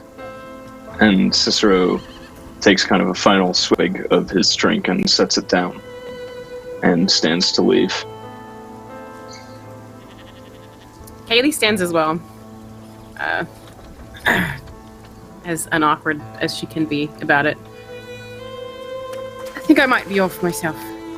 Had maybe a bit too much to drink and don't want to make a fool of myself. That's what the tavern is for. But nonetheless, very well. I will get to writing this poetry. If anything comes to your mind, Kaylee, about Cicero, he's a singularly unromantic fellow, and you, as a woman, have a woman's touch. Perhaps you could help write this poem with me. Or think about it, and I'll come find you in the morning. I'm sure that our combined minds will make something of interest. Yes. Okay. Gets out his quill and starts writing. It's my sword, frost's freeze. Right, yes. See you later. Sets and Birch, do you stay behind? I think for a second, just to kind of listen to Donald Lee talk a little bit more, and maybe just pick up a few more of his beautiful phrases. But he is not shortly after to follow and excuse himself. Cicero, where do you head to? Cicero begins walking back to the hall, fairly intent on getting a good night's rest. Just trying to process the events of the day. So Kaylee's gonna try and catch up with him to have a word before he goes to rest for the evening.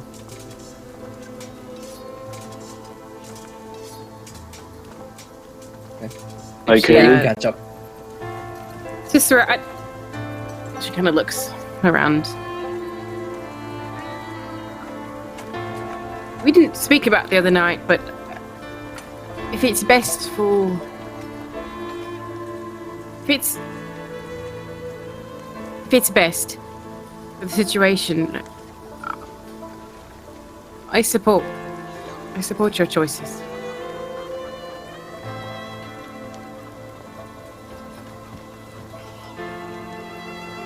I don't want to do what he's suggesting. Not that I'd assume, but, just...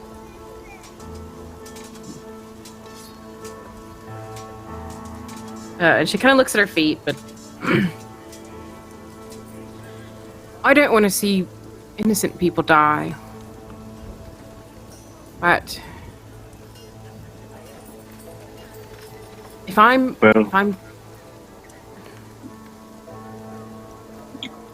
Clearly, I tend to agree with Autocart. Hoarding isn't going to stop this.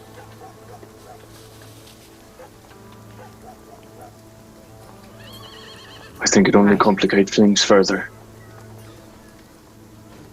Right. Okay.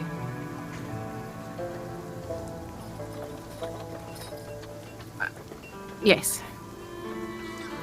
Sure. Well, you need to get some rest, and I'll see you in the morning.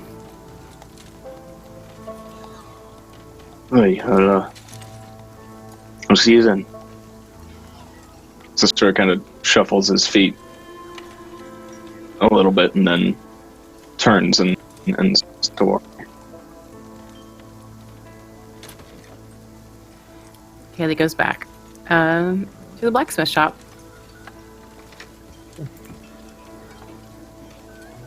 So, you guys have about 3 days, it would seem, to do whatever it is you would like to do around McNair Hall before, you're appointed, before like you guys are healthy enough ready to leave to recover from your wounds and injuries and the like. So what is it that you guys are going to be up to during this time? If there's any scenes or things in particular that you'd like to be up to, let me know. We can start with Cicero. What is Cicero up to this fine spring, I guess, in McNell?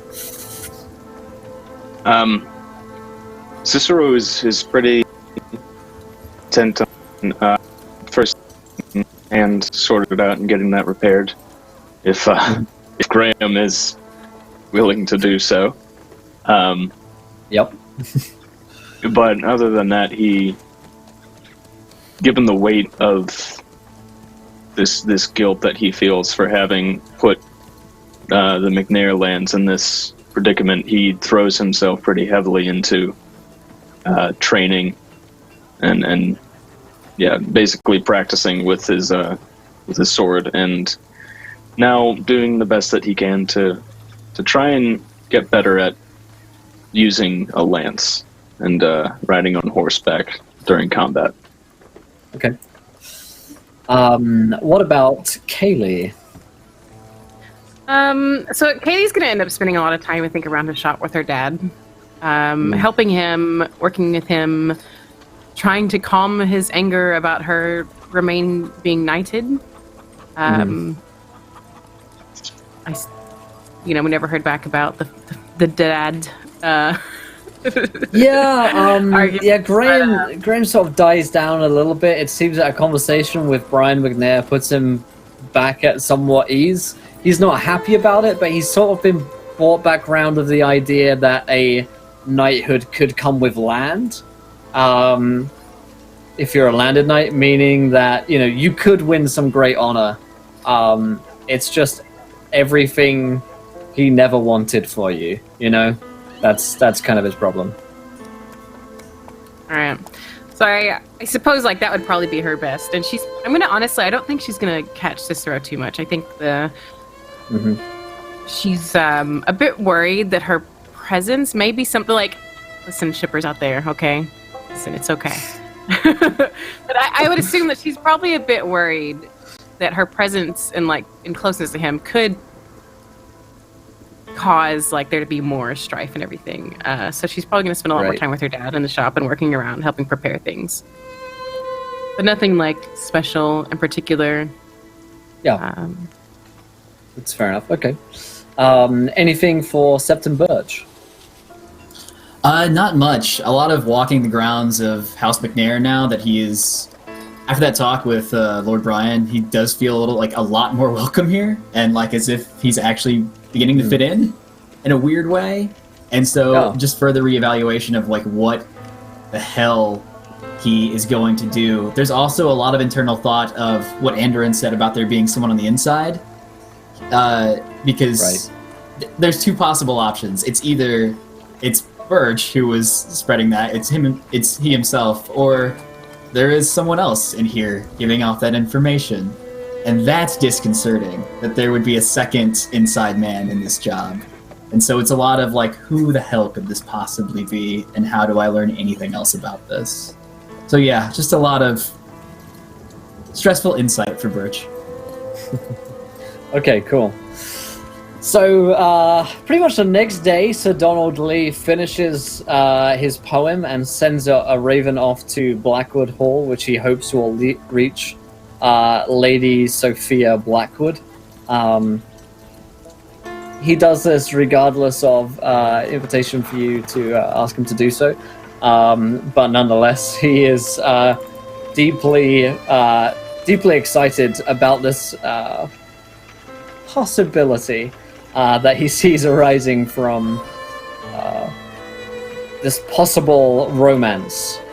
And of some note is that by the third day, the last morning that you are set to leave on, Sir Donald Lee rushes to your bedchamber, Cicero, because I'm assuming you're staying back in the your bedroom, and there's a furious sort of, "Well, Cicero, it's me, Sir Donald Lee. That rhymed. Oh my God, I'm a poet." Yeah, Cicero kind of groans a little bit and then reluctantly gets up out of bed and goes over to the door and opens it. Hello, Lord Cicero. It's me. I've come on the business of the letter that I sent you. Remember the poetry that I did for you? Yes, I do. Good. Well, here's the thing. I've just managed to get a response, and I think it's pretty exciting.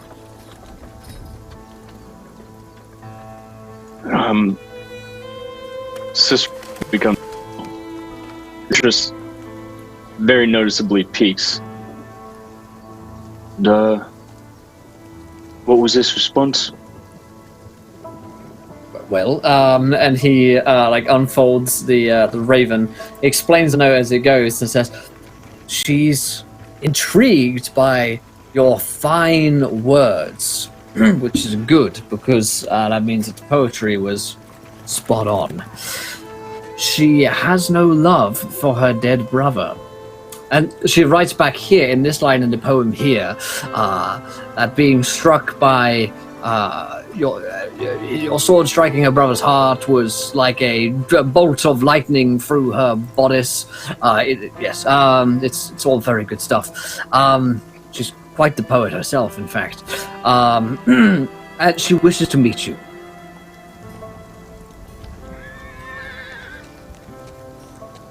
The gods would.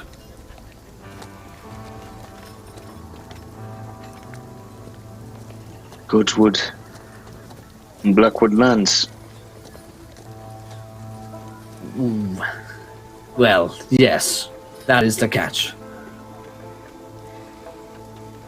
She says it's only as far as she can sneak out away from the prying eyes of her father and Lord Bolton.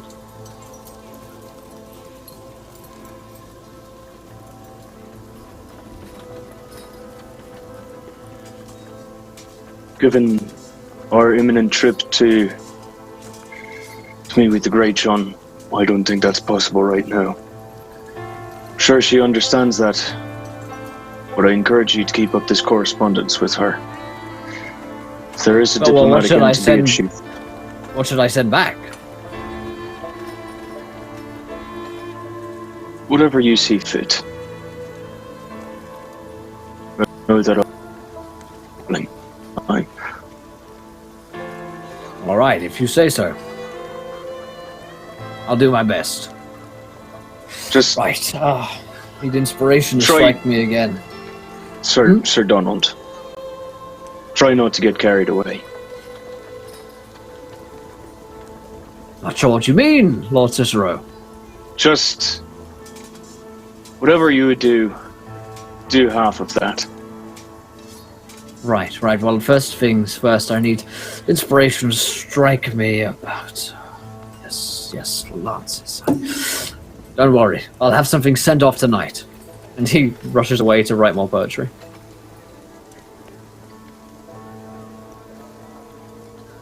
Yeah, Cicero sighs and just had this overwhelming feeling of, well, that went better than expected. And he hopes that if he can at least an audience with the Blacks, he may be able to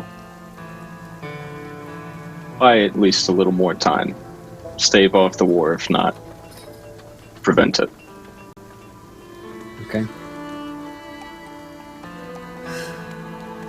So, presumably the rest of the necessary planning and preparation is done to make sure that you can set off later today. We'll catch you guys up, meeting in the courtyard of McNair Hall. Horses are ready. They're actually being readied by Sir Roynard, who's still sort of fulfilling a squire job, despite now being a sir. But he's sort of just going through the motions of, I've got all your horses packed and ready, and everything's good. It's a long journey out there, so I packed extra food and supplies and the like.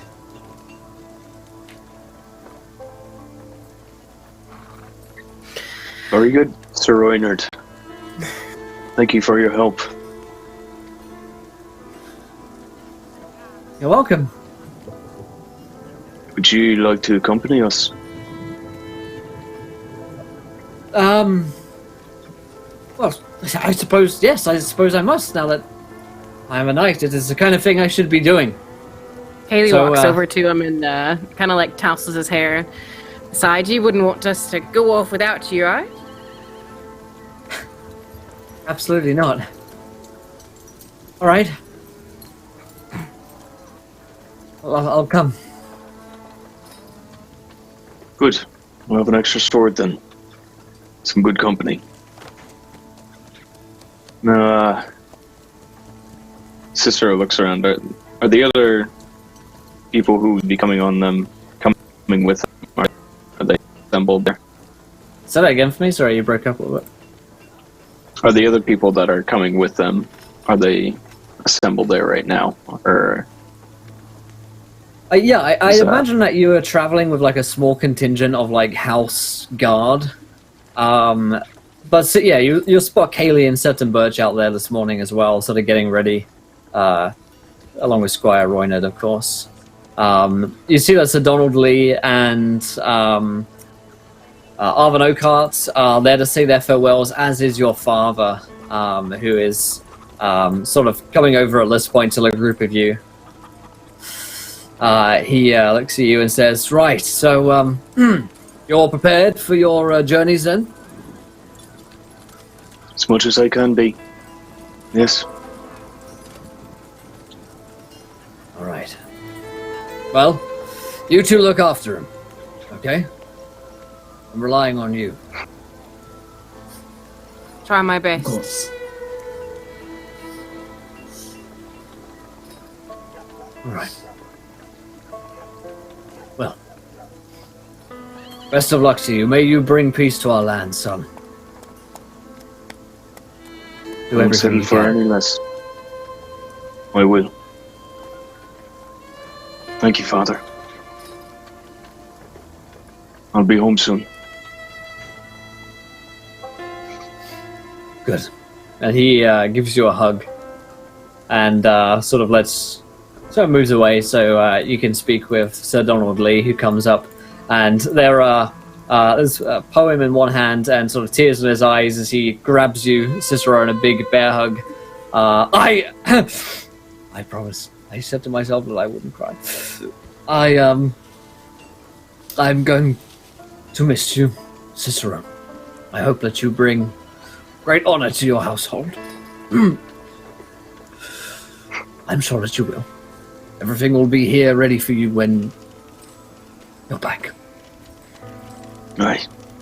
You've already helped me start down that path, Sir Donald Lee. To that I am thankful.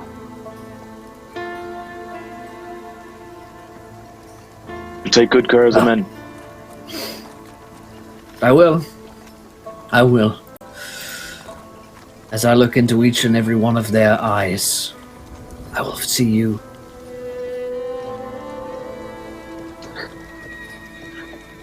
Very As good. he sort of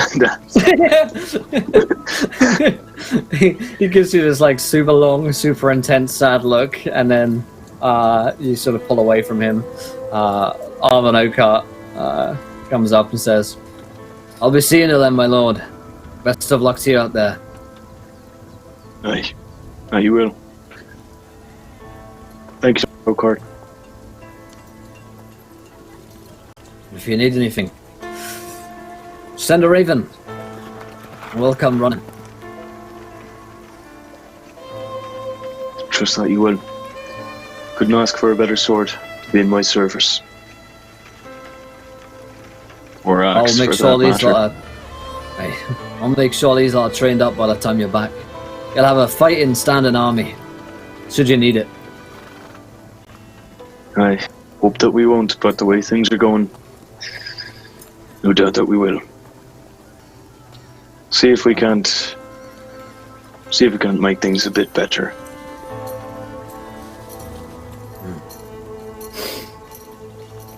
All right. I'll be seeing you. And he looks over towards Seth and Birch and Kaylee, and you look after him. If anything happens to him, I'm blaming you two. I'm coming for you. Oh. Understood? Gods. Yes, of course, yes. Sutton Birch kind of takes a noticeable step back behind Kaylee. All right then. Not that I would do anything else now. Yeah. He nods, seemingly satisfied, and the three of them see you on your way. We'll say that you're going with 5 like family guards, like a retainer unit, who are gonna help you on your travels. So yeah, it's you 3 plus Squire Roynard, Sir Roynard. It's never gonna get out of my head, and yeah, then plus the 5 knights. It's a fairly long journey ahead of you. And one I think that we may pick up with next week as you set out from McNair Hall yet again, leaving behind you some peace and respite. And before you lies a long journey and a lot of land before you can get to House Umber to convince them that you guys are not all traitors to the crown. But that's all we've got time for tonight. That seems like a natural pause point, which means that next week we're going to pick up with the cast and crew and continue onwards. Maybe we'll have a new cast member with us next week, so we get back in with a full team for more fun and games. But let us go around the cast and crew. Did we enjoy ourselves? And of course, where can we find you guys online? If you guys in chat enjoyed tonight's show, let us know. If you haven't hit the follow button yet, go ahead and do so. I will start a giveaway in chat there for a set of tabletop loot dice. And there we go. Let's start with Joseph. How was that tonight, my friend? Oh, it's good. Not good. Good from a player perspective, but oh my goodness. Cicero's just in some shit. And if there wasn't already enough conflict, literally, with war about to happen, now the romantic subplot is just getting thrown all over the place. So, but hey, staying true to Game of Thrones. So yeah, couldn't be happier with it. But my name is Joseph. You can find me on Twitter at JosephIsNotFast. Hope everyone enjoyed, and good night, everybody. Fantastic stuff. Thanks so much, Joseph. And Kitty, how was that tonight? It was nice to not have one where we're like pulling our hair out and like, really freaking out, like a good like catch up. Yeah. No, it is interesting. It, like I said, is playing true to what you would think is Game of Thrones, with having the mix of everything in it and the love and the hate and the blood. I feel like that's what Game of Thrones is built on. So no, I'm excited to see where it goes. I'm excited to get Jen back and our possible new person come into and have some new spins on everything. But no, it's been wonderful as always. I'm glad to be back. Our break was too long. But yeah, I'm Awkward Kitty Inc. You can find me on Twitter, Twitch. I'm all around. I'm a freelance artist and a creative roleplay streamer here. So check me out if you want to give me a follow. I'm a really derpy person. And I have a cute cat, so what more do you want? What more do you want? Exactly. Amazing stuff. Thank you, Kitty. And oh boy, Bird, how was that tonight? Hey man, that was fantastic. There was one quick correction to what Joseph said earlier. The war, the conflict, the betrayal, that's the subplot. Romance is the A-plot here all the way, man. So true. Gosh, I am so invested in y'all's characters and just all of this. It's just layer upon layer upon layer. I want to know more. I can't wait for next week already. I'm Bird vs. Plane. You can find me everywhere on the internet, Twitch, Twitter, at that handle. Come join me for all the weird crap I do. Just follow Twitter to keep up with it, and we'll see you in a week. Absolutely fantastic stuff. Let's pick that dice winner for tonight. Michi, congratulations. You won yourself a set of tabletop loot dice that we in chat here for the ultimate shipper of Game of Thrones, I think. So congrats on that. But that's all we've got time for tonight. We'll be back tomorrow night for tomorrow's Tuesday, which means that there's Vampire the Masquerade happening at 5 o'clock Eastern. I'll be playing a vampire named Ichabod who is obsessed with children's nurseries. It is perhaps the most menacing thing that I have to do is look up scary children's nurseries and feast on the blood of kids. But yet I do it with aplomb. And then, of course, 8 o'clock Eastern is... I just enjoy it. 8 o'clock Eastern is where we go for D&D 5e, The World True Burns. We've got 2 new cast members, that's Scarlet Moth and Simply Jackson, who are joining us. It's a great time, so join us for that. But until next time, my friends, try not to roll too many nat ones because we want to be here laughing when you do. Good night, everybody. Bye! Bye.